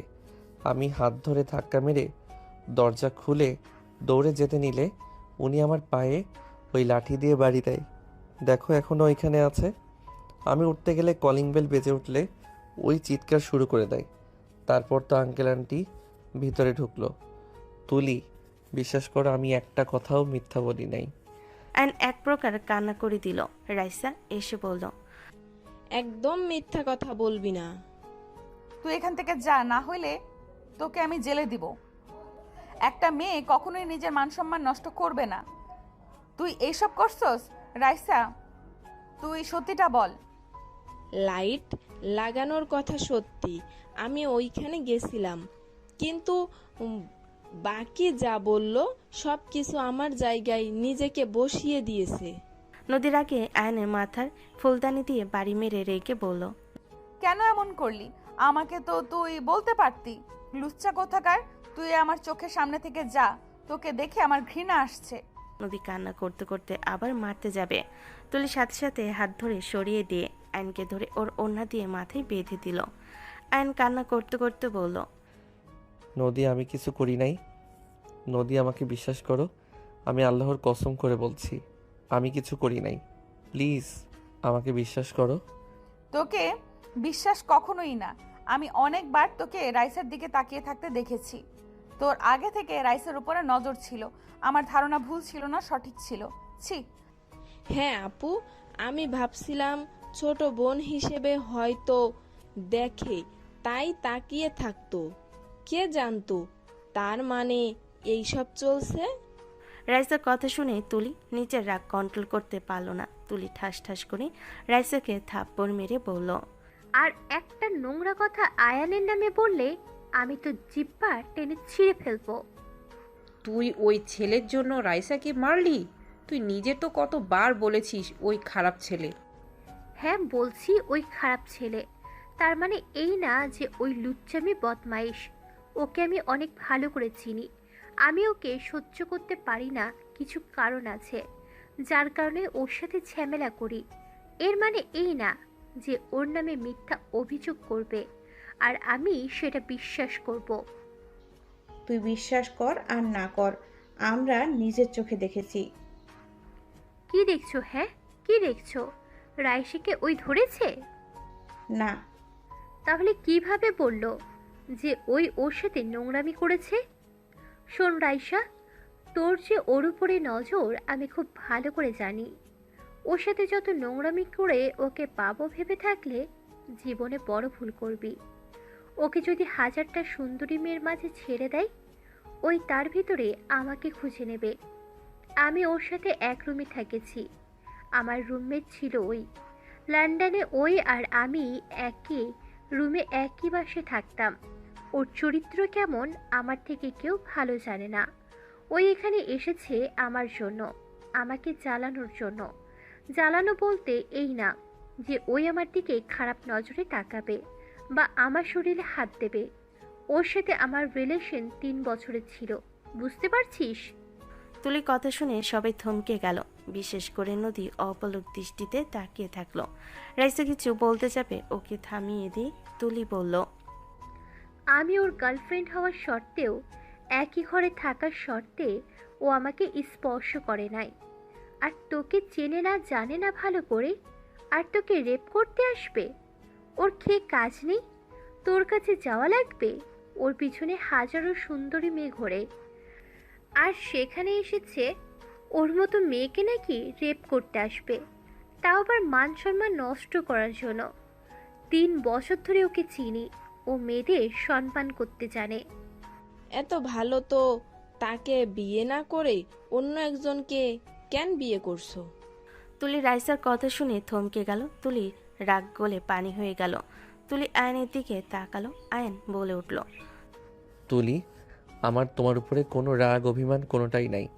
আমি কখনোই ভাবতে পারি নাই তুমি আমাকে বিশ্বাস করবে। আমি তোমাকে ঠকিয়েছি, তোমার সাথে খারাপ ব্যবহার করি ঠিকই, বাট এটা তো মিথ্যে না। আমি 100% গ্যারান্টি দিয়ে বলতে পারি তুমি কখনো কোনো নারীকে অসম্মান করতে পারো না। তোমাকে মিথ্যা অভিযোগ দেবে আর আমি সেটা বিশ্বাস করব, এটা কখনোই সম্ভব না। তোমার সাথে আমার ব্যক্তিগত ঝামেলা, তাই বলে আমি তোমার বিপদের সময় পাশে থাকবো না এটা ভেবো না। ওয়েট, আব্বু তুমি না সিসি ক্যামেরা লাগিয়ে রেখেছো ডাইনিং রুমে? তুলি দৌড়ে গেল। রাইসা ভয় পেয়ে গেল। তুলি ওর আব্বুর ল্যাপটপ নিয়ে আসলো। ভিডিও চেক করতে রাইসা বাধা দিতে লাগলো। তুলি ধাক্কা দিয়ে সরিয়ে দিয়ে ভিডিওটা দেখে সবাই হতভম্ব হয়ে গেল। নদীর আপু আগে রাইসার গালে সজোরে থাপ্পড় মারল। নদীর আপু লজ্জায় ঘৃণায় বলল, ছি, তুমি এত নিচে নামতে গেছো? তুমি এখন এই বাসা থেকে বের হয়ে যাও। একটাই মেয়ে হয়ে কিভাবে এতটা ছেলের সাথে এমন জঘন্য কাজ করতে পারো? সব সময় সব ছেলেদের দোষ হয়। ছি, তোমাকে আমার ভাগ্নি বলতেও ঘৃণা হচ্ছে, বের হয়ে যাও। তোমাকে যেন কখনো এই বাসায় আশেপাশে না দেখি। রাইসা কিছু বলতে গেলে তুলি থাপ্পড় মেরে দিয়ে বলল, বের হয়ে যায় এখান থেকে। রাইসাকে বের করে দিয়ে তুলি দরজা লাগিয়ে যেই ঘুরতে যাবে, আইন তুলি পায়ের কাছে বসে কান্না করতে করতে বলল, তুলি, আমাকে ক্ষমা করে দিও। আমি তোমার উপরে রাগ করে তোমাকে জ্বালানোর জন্য একটা কাজ করে ফেলছি। তুলি, আমি তোমাকে অনেক ভালোবাসতাম। তুমি আমাকে ধোঁকা দেওয়ার পর আমার অনেক কষ্ট হচ্ছিল। আমি দেশে এসেছি তোমার আশেপাশে থাকার জন্য, তোমাকে দেখার জন্য। তোমাকে দেখার জন্য তোমাদের ভার্সিটিতে ভর্তি হয়েছি। কিন্তু আমি তোমাকে দেখিয়ে দিতে চাইছিলাম আমি একজন ভালো হাজব্যান্ড হতে পারি। তুমি আমাকে ছেড়ে দিয়ে ভুল করছো, সেটার জন্য আমি তোমার মেজ বোনকে জোর করে বিয়ে করছি। আয়নের কথা শুনে সবাই থমকে গেল, নদীর দিকে তাকালো। আয়নের কথা শুনে নদীর আম্মু বলে উঠল, হোয়াট? তুই নদীকে বিয়ে করছস মানে? নদী এসব কি? আম্মু, আমার কথাটা শোনো। রূপা নদীর গালে থাপ্পড় মারল, আরেকটা মারবে। সাথে সাথে আয়ন নদীর সামনে গিয়ে দাঁড়িয়ে বলল, ওকে মারবেন না, ওর দোষ নাই। আমি ওকে ব্ল্যাকমেইল করে বিয়ে করেছি। উনি আপনাদের অনেক ভয় পায়, উনি বিয়ে করবে না। আমি ওনাকে অনেক ভয় দেখিয়ে বিয়ে করি, আর আমি শুধু এই বাড়ির জামাই হওয়ার জন্য এমন করছি। অভিনয় করতে চাইছিলাম, বাট আমি নদীকে অনেক ভালোবাসি। নদী বিয়ে প্রকাশ করতে না করছিল, বাট আমি করে দিলাম, কারণ আমি আর এই গোপনীয়তা রাখতে পারছি না। আমি আমার স্ত্রীকে নিয়ে ভালো থাকতে চাই। যদি নদী আমাকে বিশ্বাস করে আমার হাত ধরে, তাহলে আমি নদীকে আমার মৃত্যুর আগ পর্যন্ত চাই। আমি চাই না তুমি আমাকে ধোকা দিয়েছো। তুমি আমার ছোট বোনের উপরে প্রতিশোধ নিতে গিয়ে আমাকে বিয়ে করেছো। তুমি একটা প্রতারক, তোমাকে আমি ঘৃণা করি। তুমি আমার চোখের সামনে থেকে চলে যাও। I hate you Ayaan. আমি তোমাকে ঘৃণা করি। কোনো প্রতারককে আমি আমার স্বামী হিসেবে চাই না। আমি তোমাকে ঘৃণা করি আয়ান। তুমি আমাকে এই মুহূর্তে তালাক দিয়ে চলে যাবে। নদী, আমি মানছি আমি তোমার সাথে অন্যায় করছি। I really love you. I hate you Ayaan. আমি তোমাকে ঘৃণা করি। কোনো প্রতারককে আমি আমার স্বামী হিসেবে চাই না। আমি তোমাকে ঘৃণা করি আয়ান। তুমি আমাকে এই মুহূর্তে তালাক দিয়ে চলে যাবে। সম্ভব না, আমি তোমাকে ভালোবাসি। আমি তোমাকে বিয়ে করছি, আমি তোমাকে কখনোই তালাক দিব না। আমি জানি তুমি আমাকে ভালোবাসো, কিন্তু আমার প্রতি তোমার কোনো বিশ্বাস নাই, যেটা কিছুক্ষণ আগেও দেখতে পাইছি। হ্যাঁ, নাই। আমার বিশ্বাস তোমার প্রতি। তোমাকে আমি ঘেন্না করি। চলে যাও এখান থেকে। নদী আয়নকে ধাক্কা দিয়ে বের করে দিল। আয়ন দরজা ধাক্কালে নদী বলে উঠল, আমার সাথে যদি যোগাযোগ করার চেষ্টা করো, আমার মরা মুখ দেখবে। ছি, ভাবতেও ঘৃণা লাগছে। ছোট বোনের বয়ফ্রেন্ড নাকি আমার হাজবেন্ড। ছি, নিজের প্রতি ঘৃণা হচ্ছে। আমি তোমাকে এখান থেকে নিয়ে যাব। আমি আর চলে যাচ্ছি, আমি তোমাকে নিতে আসবো। আয়ন চলে গেল 5 মাস পর। নদীর বাড়িতে এক এক করে সোনার গহনা থেকে শুরু করে শাড়ি, ডায়মন্ড সেট থেকে শুরু করে যত দামি মেকআপ প্রোডাক্ট যত মেয়েদের লাগে সব কিছু এক এক করে গাড়িতে করে নদীর বাসার সামনে থামলো। হইচই বেঁধে গেল। নদীর আব্বু আম্মু সবাই বারান্দা থেকে অবাক হয়ে তাকিয়ে বলল, এত গাড়ি, এত জিনিস কার জন্য আসলো? আমার তো মাথা ঘুরছে। এত কোটিপতি কে হলো? কার জন্য এত গাড়ি? আম্মু দেখো দেখো, মামা মামি নেমেছে গাড়ি থেকে। সবাই অবাক হয়ে গেল। কলিং বেল বাজলে সবাই বসার ঘরে চলে গেল। নদী অবাক হয়ে বলল, কি ব্যাপার, সবাই ছোটাছুটি কেন করছো? নদীর আম্মু দরজা খুলতে এক এক করে সবাই ঢুকে পড়ল আর সব কিছু রেখে যেতে লাগলো। সবার মাথা ঘুরতে লাগলো। নদীর আম্মু বলল, আমার মাথা ঘুরছে। এইসব আমাদের বাসায় নাকি আমি স্বপ্ন দেখছি? কি হচ্ছে? কেউ আমাকে চিমটি দাও। আম্মু, এসব সত্যি আমাদের বাসায় এসেছে? আম্মু, মামা মামি এসেছে? সবাই আয়নের খালাখালুর দিকে তাকিয়ে বলল, ভাবি এসব কি? ভাইজান এত জিনিসপত্র কেমনে কি? আর লটারি পেলে আমাদের এখানে কেন নিয়ে আসবে? বুঝলাম না কাহিনী কি? শালা, কাহিনী কি বলতো? আমার মাথা ঘুরছে। খালামনির কথা শুনে সবাই ভুরু কুচকে তাকালো। খালামনি কিছু বলতে যাবে, তখনই আয়নের মম ড্যাড বাসার ভিতর প্রবেশ করলো। সবাই থমকে গেল। তুলি রূপা বলে ওঠে, এইগুলো কি আমাদের দুজনের জন্য নাকি? স্যার, ম্যাম, আপনারা? আমি কি স্বপ্ন দেখছি নাকি কেউ আমাকে চিমটি দেও? দুলাভাই, স্বপ্ন না বাস্তব? নদীর আব্বু আম্মু নদী বাদে সবাই আয়নের আব্বু আম্মুকে বলতে দেওয়ার জন্য উঠে পড়ে লাগলো। আয়নের মম বলে উঠল, বিআইবিএন সাহেব, আপনারা এত উত্তেজিত হবেন না। আফা, আমার বউটা কোনটা? কালো ড্রেস পরা। নদী, সালাম দে তোর শ্বশুর শাশুড়ি। খালামনির কথা শুনে সবাই চোখ বড় হয়ে গেল। আয়নের আব্বু আম্মু সোফায় বসে পড়ল। তখনই রাফি আতিয়া ভেতরে প্রবেশ করলো। তুলি বলে উঠল, আব্বু আম্মু আমার আইডল। আতিয়া খান ফ্যাশন ডিজাইনার। ম্যাম, স্যার, বসেন। দুজন সালাম দিল। নদীর আব্বু পড়ে যাবে খুশিতে। সাথে সাথে খালামনি ধরে বলল, দুলাভাই, ফিদা হয়ে যায়েন না, স্বাভাবিক থাকেন। এত খুশি হওয়ার কিছু নাই, ওনারা নদীকে তুলে নিয়ে যেতে এসেছে। মানে কি মামি? তোমার বিয়ের প্রস্তাব নিয়ে এসেছে ওনারা। খালামণির কথা শুনে সবাই অবাক হইল। নদী বলে উঠল, স্যার ম্যাম, আপনাদের আমি কিছু কথা বলতে চাই। আমাকে মাফ করবেন, আমি আপনার ছেলেকে বিয়ে করতে পারবো না। নদীর কথা শুনে সবাই অবাক হয়ে গেল। আয়নের মম বলে উঠল, বিয়ে করতে পারবে না কেন? তুমি কি অন্য কাউকে ভালোবাসো? নদী, পাগল হয়ে গেছোস নাকি? তোর কোনো ধারণা আছে কোন ফ্যামিলি থেকে প্রস্তাব এসেছে? তোর 7 কপালের ভাগ্য যে এই ফ্যামিলি থেকে তোর বিয়ের প্রস্তাব এসেছে। মামনি, তোমার কি এসব পছন্দ হয় নাই?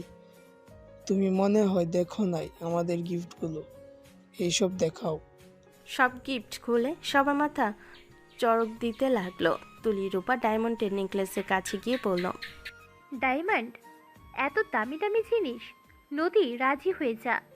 মামনি, আমার ছেলেকে বিয়ে করলে যা চাইবে তাই পাবে। তোমাকে ডায়মন্ড সোনা সব কিছু দিয়ে মুড়িয়ে রাখবো। তুমি আমার ছেলেকে বিয়ে করে নাও। আমার ছেলে তোমাকে অনেক ভালোবাসে, আর আমার ছেলেকে তো দেখতে খারাপ না, দেখো। নদীর আব্বু ও খালুমণি, তুলি রূপা সবাই নদীকে রাজি হতে বলতে লাগলো। নদী বিরক্ত হয়ে বলল, নদী প্লিজ চুপ করবে তোমরা? সরি, আমার পক্ষে সম্ভব না। আমি বিবাহিত, আমার হাজব্যান্ড আছে। কথা শুনে সবাই অবাক হয়ে বলল, হাজব্যান্ড আছে?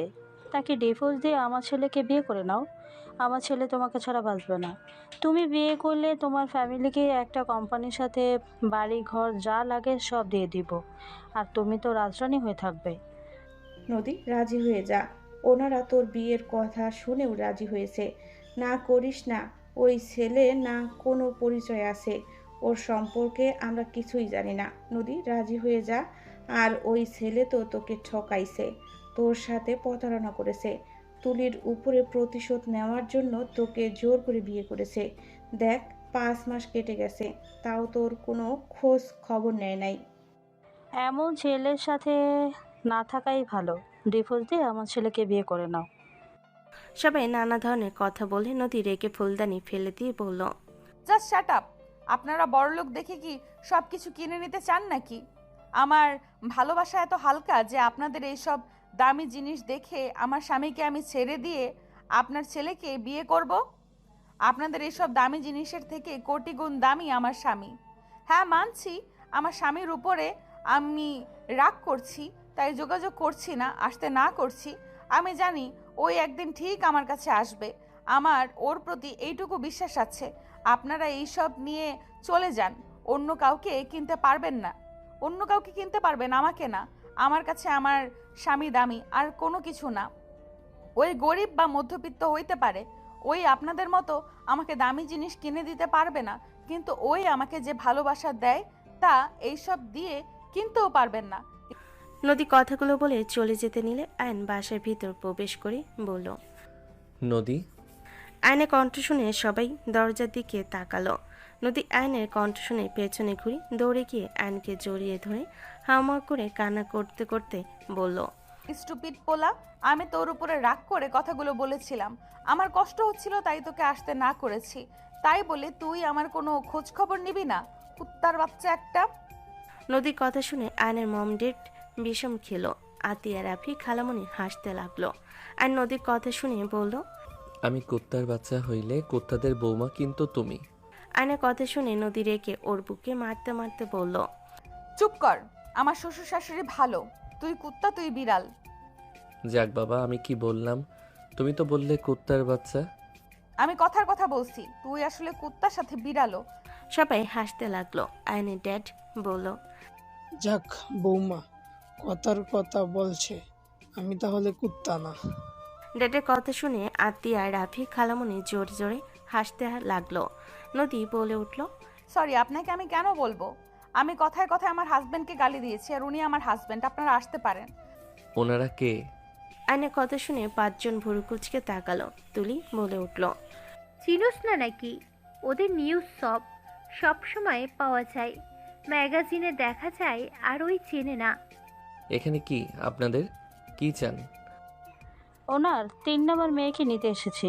আপনি আমার 3 নম্বর মেয়েকে দিয়ে দেন। আপনাকে সেই ভালোবাসে, এই সব থেকে আপনি তার কাছে দামি। আয়ন নদীকে বাহুতে করে নিয়ে গেল।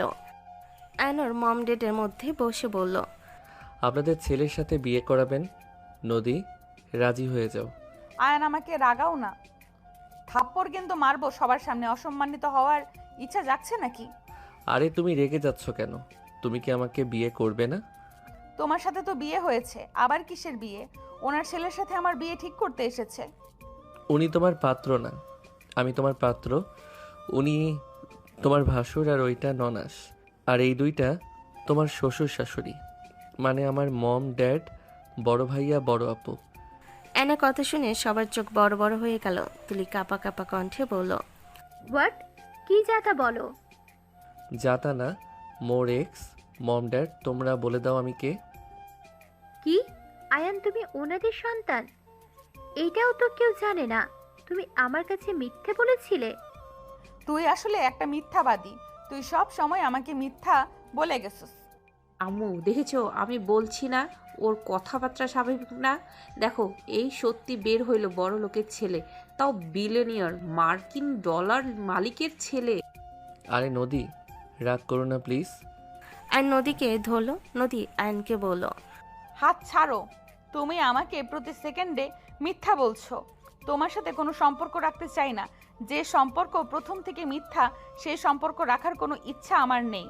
আর এইসব দামি জিনিস নিয়ে এসে কি প্রমাণ করছো তুমি? এইসব নিয়ে চলে যাও। নদী কথাগুলো বলে চলে গেল। আয়ন উঠে বলল, মম ড্যাড, আমি একটু আসছি। আয়ন দৌড়ে নদীর রুমের সামনে গেল। নদী দরজা বন্ধ করতে যাবে, সাথে সাথে আয়ন ঠেলে ভিতরে ঢুকে পড়ল। নদী ঠেলে সরিয়ে দিতে যাবে, আয়ন সাথে সাথে নদীর কোমর ধরে টান দিয়ে নিজের সাথে চেপে ধরল। ঠোঁটজোড়া নিজের দখলে নিয়ে নিল। নদীর চোখ বড় বড় হয়ে গেল। আয়ন 2 মিনিট পর ছেড়ে দিল। নদী আবার কিছু বলতে গেলে আয়ন আবার কিস করলে। নদী এক প্রকার কান্না করতে লাগলো। আমাকে প্রথম থেকে তুমি মিথ্যা বলে গেছো। আমার ভেতরে কি চলছে বুঝতে পারছো তুমি? একে তো ছোট বোনের বয়ফ্রেন্ড ছিলে তুমি, সেইটা ভাবলে ঘৃণা লাগে। তার উপরে আবার তুমি তোমার নিজের পরিচয় গোপন করে আমাকে বিয়ে করেছো। আমাকে প্রথম থেকে মিথ্যা বলে গেছো। আমার ভালো লাগছে না, আমাকে একা থাকতে দাও। নদী কান্না করলে আয়ন নদীকে বুকের সাথে জড়িয়ে ধরে কোলে তুলে নিয়ে সোফায় বসিয়ে দিয়ে নিচে বসে। নদীর চোখ মুছে দিতে দিতে বলল, আমি তোমার বোনকে ভালোবাসতাম, সেটা ঠিক আছে, বাট আমি তো ওকে কিস ছাড়া আর কিছু করি নাই। সরি, মানে তুলি করছিল কয়েকবার, যা সত্যি তাই বলছি। শুধু ঠোঁট জোড়া ভার্জিন না, তাছাড়া সব কিছু ভার্জিন। আর দ্বিতীয় কথা, তোমাকে সব মিথ্যা বলে গেছি। দেখো, ভেবে দেখো, তোমাকে আমি একবার বলেছিলাম তোমার বয়ফ্রেন্ডের বাবার কোম্পানির মালিকের ছেলে। তুমি আমাকে বিশ্বাস করো নাই, মনে আছে? কিভাবে বিশ্বাস করব তোমাকে? তুমি কি কখনো সামনে আনছে? তোমাকে কোথাও দেখায় নাই, তাহলে কিভাবে বিশ্বাস করব? হ্যাঁ, তোমার অবিশ্বাস করা স্বাভাবিক, বাট আমি একজন ভালো জীবনসঙ্গী খুঁজছিলাম তোমার বোনকে ভালোবেসে। আমি ব্যর্থ হয়েছি, ওর লোভের কারণে আমি ওকে হারিয়ে ফেলছি। তাই আমি তোমার সামনে পরিচয় গোপন করছি। আমার মম বলছিল তুমি আমার যোগ্য স্ত্রী। আমি তোমাকে ফলো করে যতটা বুঝেছি, তুমি অনেক ভালো মেয়ে। টাকার লোভে অন্তত আমাকে ছেড়ে যাবে না, সেইটা মিলে গেছে। সব বুঝলাম। আমাকে যদি ভালোবাসতে, তাহলে তুমি এই 5 মাস আমার সঙ্গে যোগাযোগ না করে কিভাবে থাকতে পারলে? কে বলছে আমি যোগাযোগ করি নাই? রাকিব আমার খালাতো ভাই, আমি ওর থেকে তো সব খোঁজ নিয়েছি। আর আমি ইউএসএ চলে গেছিলাম, ওইখান থেকে সব খোঁজ খবর নিয়েছি তো। আর মম ড্যাড ভাইয়া আপুকে বোঝাতে সময় লেগে গেছে। ওনারা যখন জানতে পারে তুমি সেই তুলির বোন, ব্যাপারটা ওরা মেনে নিতে পারছিল না। ওনারা ভাবছিল তুমিও তুলির মতো হবে। তাই 5 মাস কোনো যোগাযোগ করতে পারি নাই। আজ এখানে দেখছো, খালামণি তোমার সম্পর্কে বলছে, বোঝাইছে। খালামণির সাহায্যের কারণে এত দূর আসতে পারছি। আর ড্যাড মম তোমাকে পরীক্ষা করছে। আমি নিশ্চিত তুমি পাশ করে ফেলছো। এত কঠিন কথাবার্তা ভালো লাগছে না, আমার মাথা ব্যথা করছে। আসো, মাথায় হাত বুলিয়ে দেই, মাথা ব্যথা কমে যাবে। ওনারা সবাই বাহিরে, এইভাবে দুজন রুমের ভেতরে থাকা অভদ্রতা দেখা যায়। সমস্যা নাই, মম ড্যাড ফ্রি আছে, কিছু মনে করবে না, ওনারা হয়তো কথা বলছে। নদী আয়ানের বাহু জড়িয়ে ধরে কাঁধে মাথা দিয়ে বসে থাকলো। দরজায় নক হলে আয়ান বলল, কে? ভেতরে আসবো নাকি? আয়। রাকিব ভিতরে আসলো। নদী সরে বসতে যাবে, সাথে সাথে আয়ন টান দিয়ে নিচে বাহুতে জড়িয়ে নিয়ে বলল, তুমি আমার বউ, গার্লফ্রেন্ড না। তোমাকে রেডি করার জন্য মানুষ আসছে, তুমি রেডি হয়ে নাও। আয়ান, তুই বাইরে চল। ওইসব পড়া লাগবে না, ওর মাথা ব্যথা করছে, এখন এই গরমে ভারী কিছু পরার দরকার নাই। তাহলে যা খালামণিকে বলে আয়, আমাকে বলতে বলেছে তাই বললাম। থাকো, আমি যাই। আয়ন উঠে গেলে নদী বের হইল। আয়ন বলে উঠল, মম, ওর মাথা ব্যথা করছে, এই গরমে এসব না পড়াই ভালো। আর আমার বউ এমনিতেই সুন্দর, ওকে সাজার থেকে আমার কাছে ওকে সিম্পল লুক বেশি ভালো লাগে। Sorry ma'am. আরে আমাকে ম্যাম কেন বলছো? আজ থেকে আমাদের মম ড্যাড বা বাবা মা বলবে। ওকে মম। গুড, এই নাও কাট। তোমার যেটাই ভালো লাগে কিনে নিয়ে আর সবাইকে শপিং করিয়ে দিও। আমার এটা দরকার নাই, এত কিছু দিয়েছেন, এই সব নিতে আমার কেমন লাগছে। তুমি আমার ছোট ছেলের বউ, তুমি পরপর ভাবছো কেন? আমাদের যা আছে সব তো তোমার। এই সব টাকা কেন ইনকাম করছি শুনি? না মানে আয়ান, তুমি কিছু বলো না। আরে নিয়ে নাও মম, খুশি হয়ে দিচ্ছে। মম দাও, আমি দিয়ে দেই। আয়নর মমের হাত থেকে কার্ড নিয়ে নদীর হাতে দিল। নদী সবার সাথে ভদ্রভাবে কথা বলতে লাগলো। সবাই বিদায় নিতে নিলে নদী বলে উঠল, আয়ান তুমি থাকবে না? তুমিও চলে যাবে? নদীর কথা শুনে 5 জন মুচকি হাসি দিল। আয়নের মম বলে উঠল, আয়ান সাহেব, আপনি থেকে যান, আমরাই যাই। আয়ন লজ্জা পেয়ে গেল। সবাইকে নিচে গিয়ে বিদায় দিয়ে দিল। আয়ন নদীকে ধরে নিয়ে যেতে লাগলো। সবাই বাসার ভিতরে গিয়ে সোফায় বসে পড়ল। নদীর আব্বু আম্মু দীর্ঘশ্বাস ফেলে বলল, ভাবা যায় আমার বোকামের ভাগ্য তো ভালো। বাবা, তোমার সাথে খারাপ ব্যবহার করেছি, ক্ষমা করে দিও। আব্বু, ক্ষমা চাইবেন না, দয়া করে, আমি আপনার ছোট, ভুল মানুষের হয়ে থাকে। তুমি আমাকে এভাবে ধোকা দিতে পারলে? তুমি যদি আমাকে সত্যিটা বলতে, তাহলে আমি তোমাকে কখনোই ছেড়ে দিতাম না। মিথ্যা পরিচয় দিয়ে লাভ হয়েছে, আসল ভালোবাসা পেয়েছি। কথায় আছে না, লোভে পাপ, পাপে মৃত্যু। যান চলো রুমে, তোমার মাথা টিপে দেই, তুমি ঘুমালে মাথা ব্যথা কমবে। চলো। আর নদীকে কোলে নিয়ে চলে গেল। তুলি নিজের উপরে রাগ করতে লাগলো। তুলি মনে মনে ভাবতে লাগলো, উফ, আমি কেন যে লোভ করতে গিয়েছিলাম। ছি, লাস্টে কি যাকে ছোট লোক ভাবলাম আর যাকে বড় লোক ভাবলাম সে কিনা সামান্য ম্যানেজার। ছি, নিজের লোভের জন্য নিজের ভালোবাসা, নিজের আরাম জীবনটা হারাম করে দিলাম। আমাকে কতটা কেয়ার করতো, ভালোবাসতো। আমি খাঁটি হীরা ছেড়ে কয়লা বেছে নিয়েছি। দিন শেষে বোকা মেয়েটা জিতে গেল আর আমি চালাকি করে হেরে গেলাম। তুলি কথাগুলো ভাবতে ভাবতে চলে গেল।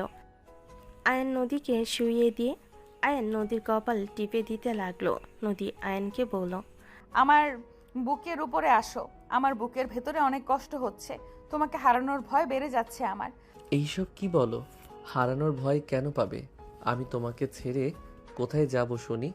আয়ন কথাগুলো বলে নদীর বুকে মাথা দিয়ে শুয়ে পড়ল। নদী আয়নকে বুকের সাথে চেপে ধরে বলল, আমি শুনেছি আর দেখেছিও, ধনী মেয়েগুলো বেশি ভালো হয় না, ওরা পরিবর্তন বেশি হয়ে যায়। তুমি ওইসব পুরুষদের মতো আমাকে ঘরে রেখে বাহিরে পরকিয়া করবে না তো? আমি তোমার পাশে কাউকে সহ্য করতে পারবো না। আমি যদি অন্য কারো হওয়ার ছিলাম আগে হতে পারতাম। তুমি তুলিকে এত ভালোবাসতে, সেখানে আবার আমার প্রেমে পড়লে, এইভাবে যদি আবার অন্য কারোর প্রেমে পড়ে যাও, তখন তো আমি নিজের জীবন দেওয়া ছাড়া আর কোনো উপায় দেখব না। নদী চুপ, বাজে কথা বলো না। আমি তুলিকে ভালোবাসতাম, কিন্তু তুলি আমাকে ধোকা দিয়েছে। ও আমাকে কখনোই সত্যি করে ভালোবাসে নাই। ওই আমাকে সত্যি ভালোবাসলে আমি কখনোই তোমার কাছে আসতাম না, আমার আসার প্রয়োজন হইতো না। আমি এক নারীতে আসক্ত হতে পারি, আর আমার মনে যদি কুচিন্তাও আসে, আল্লাহ যেন আমাকে সঠিক পথের হেদায়েত দেন। আমি তোমার সাথে সারা জীবন কাটিয়ে দিতে চাই। মাথায় রেখো, ঘরে তোমার বউ আছে, অন্য নারীর দিকে তাকালে চোখ তুলে নিব। নদী কথা শুনে আয়ন মুখ তুলে হেসে দিল, কপালে চুমু দিয়ে বলল, ওকে ম্যাম, মনে রাখবো। আমার ঘরে সুন্দরী একটা বউ আছে। আমার বাহিরে কোনো নারীর দিকে তাকানো উচিত না। জি। একটু আদর করি। আদর পাচ্ছে, বাট বাসর রাতে একদম ফ্রেশ জিনিস উপহার দিতে চাই। নদীর কথা শুনে আয়ন ফিক করে হেসে বলল, ম্যাম, এখন টেস্ট করলেও সেই আমি, আবার বাসরাতেও আমি। তাহলে? নদী তাহলে বলতেই আয়ান সাথে সাথে ঝাঁপিয়ে পড়ল। নদী আয়নকে খামচি দিয়ে ধরলো। আয়ন কিস করতে লাগলো। আয়নের ঠোঁটের স্পর্শে নদী মাতাল হয়ে যেতে লাগলো। নদী নিজেকে কন্ট্রোল না করে আয়নের উপর ঝাঁপিয়ে পড়ল। দুজন একে অপরকে আদর করতে করতে ক্লান্ত হয়ে গেল। আর নদীকে বুকে জড়িয়ে শুয়ে পড়ল। নদী লজ্জায় আয়নের দিকে একবার মুখ তুলে আবার বুকে মুখ লুকিয়ে নিল। কি ব্যাপার, আমার বউ কি আমাকে দেখে লজ্জা পাচ্ছে? অল্প অল্প। তাই দেখি লজ্জাটা কোথায়। আর নদী থুতনি ধরে একটু উঁচু করে ধরল। নদী লজ্জায় চোখ বন্ধ করে নিল। আর নদীর ঠোঁটে আলতো করে কিস করে বলল, আমার লজ্জাবতী বউটাকে অনেক সুন্দর লাগছে। জান, আমি একটু কলটা ধরি। ধরো। আয়ন কল রিসিভ করতেই ওপাশ থেকে রাকিব বলল, আদর কম খা, বাসায় আয়। কি হয়েছে সেইটা বলো। নানু বাড়ির সবাই চলে এসেছে, তোকে নিয়ে হাসাহাসি শুরু করেছে। শুন, বিয়ে তো হবে, এখন বাসায় আয় তো। বিয়ের পর তো বউ তোর সাথে থাকবে। আচ্ছা, আসছি। কই যাবে? সাউন্ড জোরে দে তো। দিচ্ছি। লাউড স্পিকারে দিলে রাকিব বলে উঠল, কিছুদিন পর তো জামাই বাড়িতে চলে আসবে। এখন জামাইকে ছাড়া তো আপু কাজিনরা সব এসেছে, সবাই ওকে বসাচ্ছে। এখন আফত ছাড়ো, আর না হয় তুমি ওর সাথে চলে আসো। তুই আমাদের ভালো মুহূর্তের ভেতরে ঢুকলি কে রে? সামনে কানের নিচে বাজাবো। আমি কি জানি তোমরা ভালো মুহূর্ত কাটাচ্ছ। আয়ান, তাড়াতাড়ি আয় তো। ফোনটা রাখো, আসছি। রাকিব কল কেটে দিল। আয়ন শার্ট প্যান্ট পরে বলল, জান, বাসায় যাই, রাতে কল দিব ফ্রি হয়ে। আমার থেকে তোর কাজিনরা আগে নাকি? কখনোই না, বাট নানু মামুনিরা সবাই এসেছে, অনেক দিন পর দেখা হবে, বুঝতে পারছো তো। সবার সাথে সময় না কাটালে বলবে বউ পেয়ে আমাদের ভুলে গেছে। নানু প্রচণ্ড জ্বালাবে। ওকে, আমি কলের আশায় থাকবো। ঠিক আছে, আমি কল বা SMS দিব। আয়ন নদীর ঠোঁটে আলতো করে কিস করলো। নদী পোশাক পরে নিল। আয়ন বের হয়ে গেল। নদী খাটের উপর শুয়ে পড়ল। মাথায় হাত দিয়ে রেখে এক পা আরেক পায়ের উপর রেখে ভাবতে লাগলো। হঠাৎ করে রূপা তুলি ঢুকে বলল, নদী কি করিস? নদী উঠে বসে পড়ল। নদী বলল, কিছু না আপু, কিছু বলবে? চল তোর গিফটগুলো দেখি। তোমরা যাও, আমি আসছি গোসল করে। রূপা ভিলেন মার্কা হাসি দিলে নদী লজ্জা পেয়ে গেল।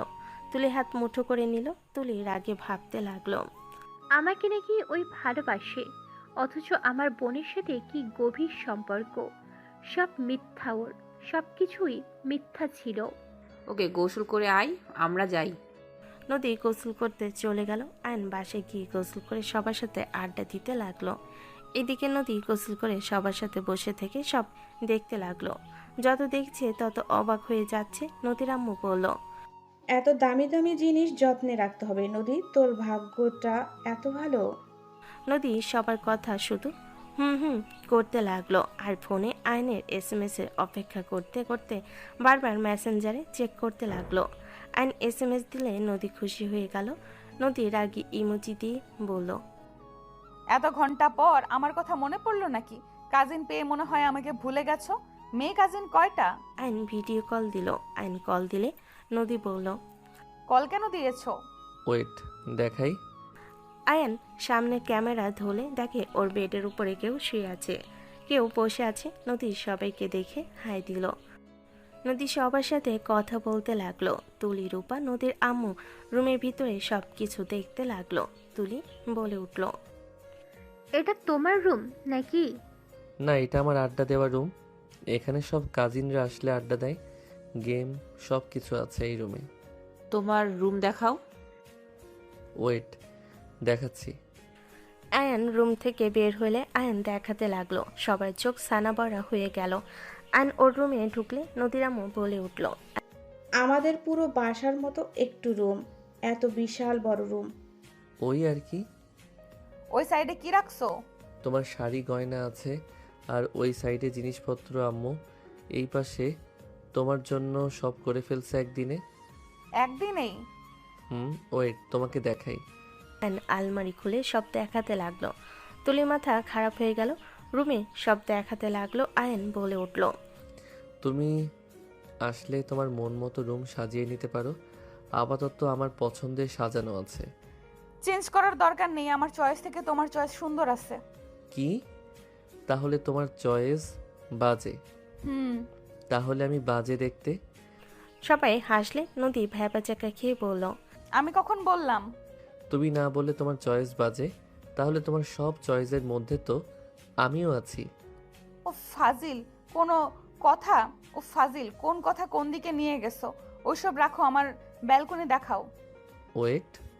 আয়ন বেলকুনিতে গেলে নদী বলে উঠল, ওয়াও, আমার স্বপ্ন ছিল এমন একটা আমার ব্যালকনি হবে।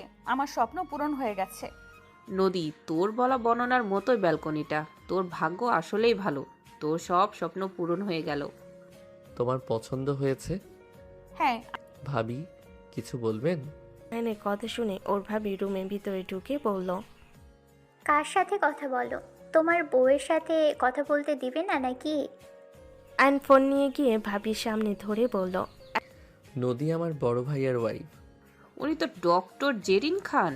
আসসালামু আলাইকুম ভাবি, কেমন আছেন? আয়নের ভাবি বলে উঠল, ওয়ালাইকুম আসসালাম, আলহামদুলিল্লাহ। তুমি কেমন আছো?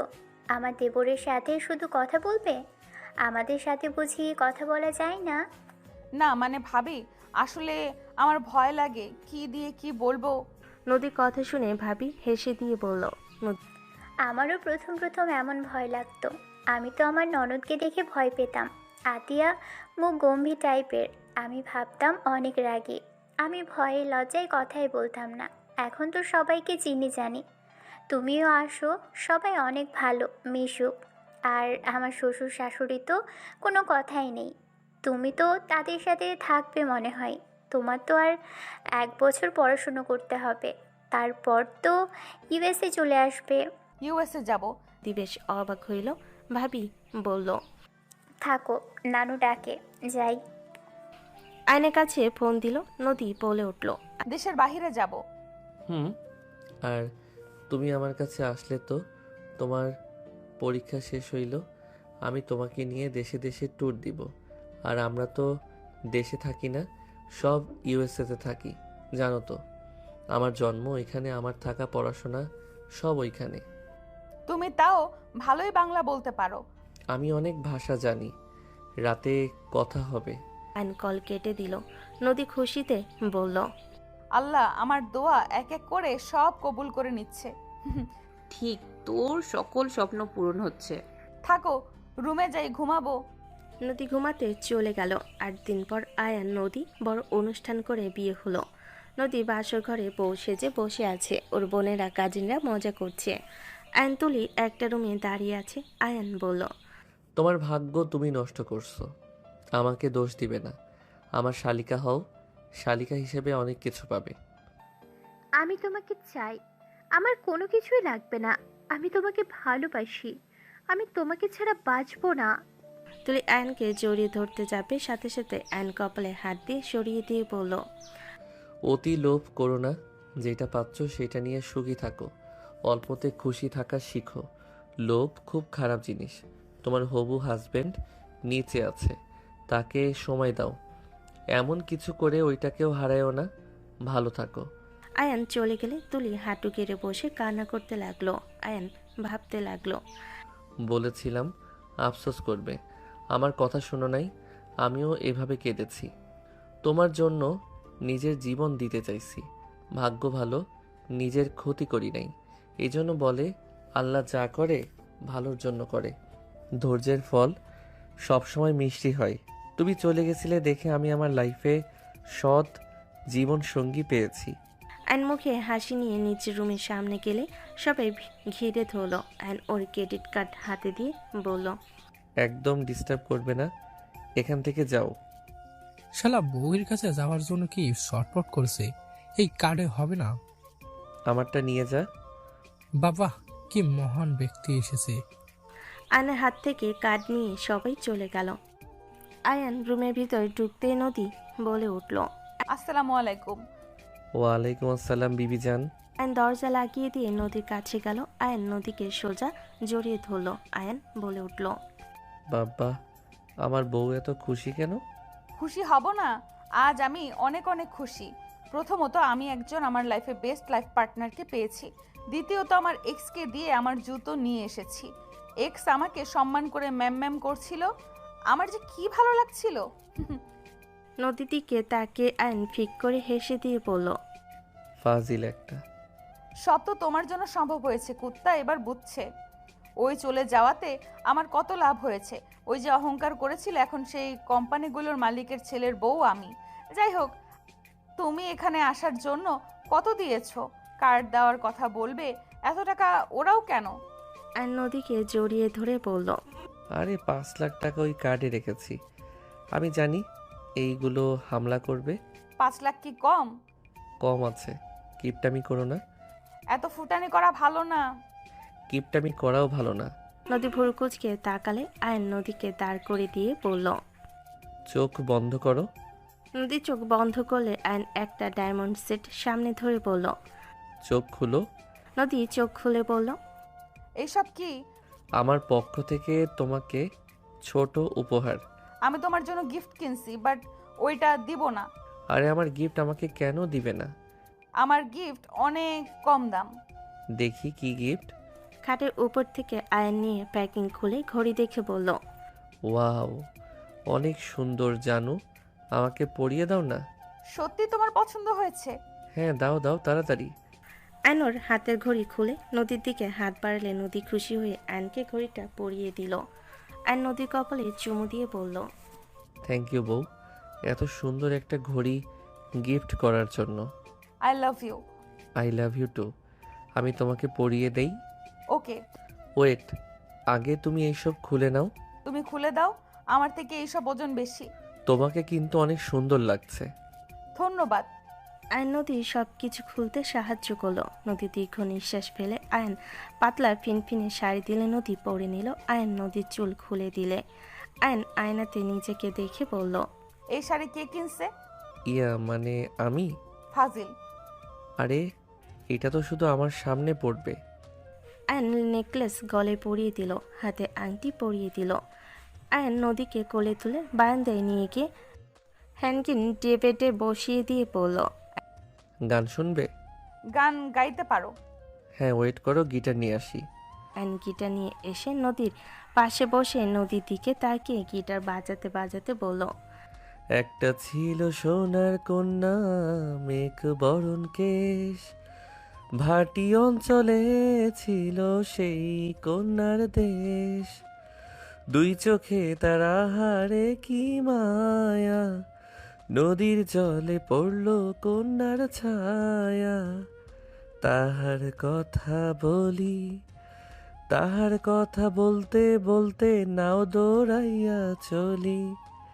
তাহার কথা বলি, তাহার কথা বলতে বলতে নাও দৌড়াইয়া চলি। আয়নের গান তুলি কানে গেল। তুলি হাঁটুর উপর থুতনি রেখে বসে আছে, চোখ দিয়ে পানি গড়িয়ে পড়ছে। আর এইদিকে আয়ন নদীকে গান শোনাতে লাগলো। নদী আয়নের দিকে মুগ্ধ হয়ে শুনতে লাগলো।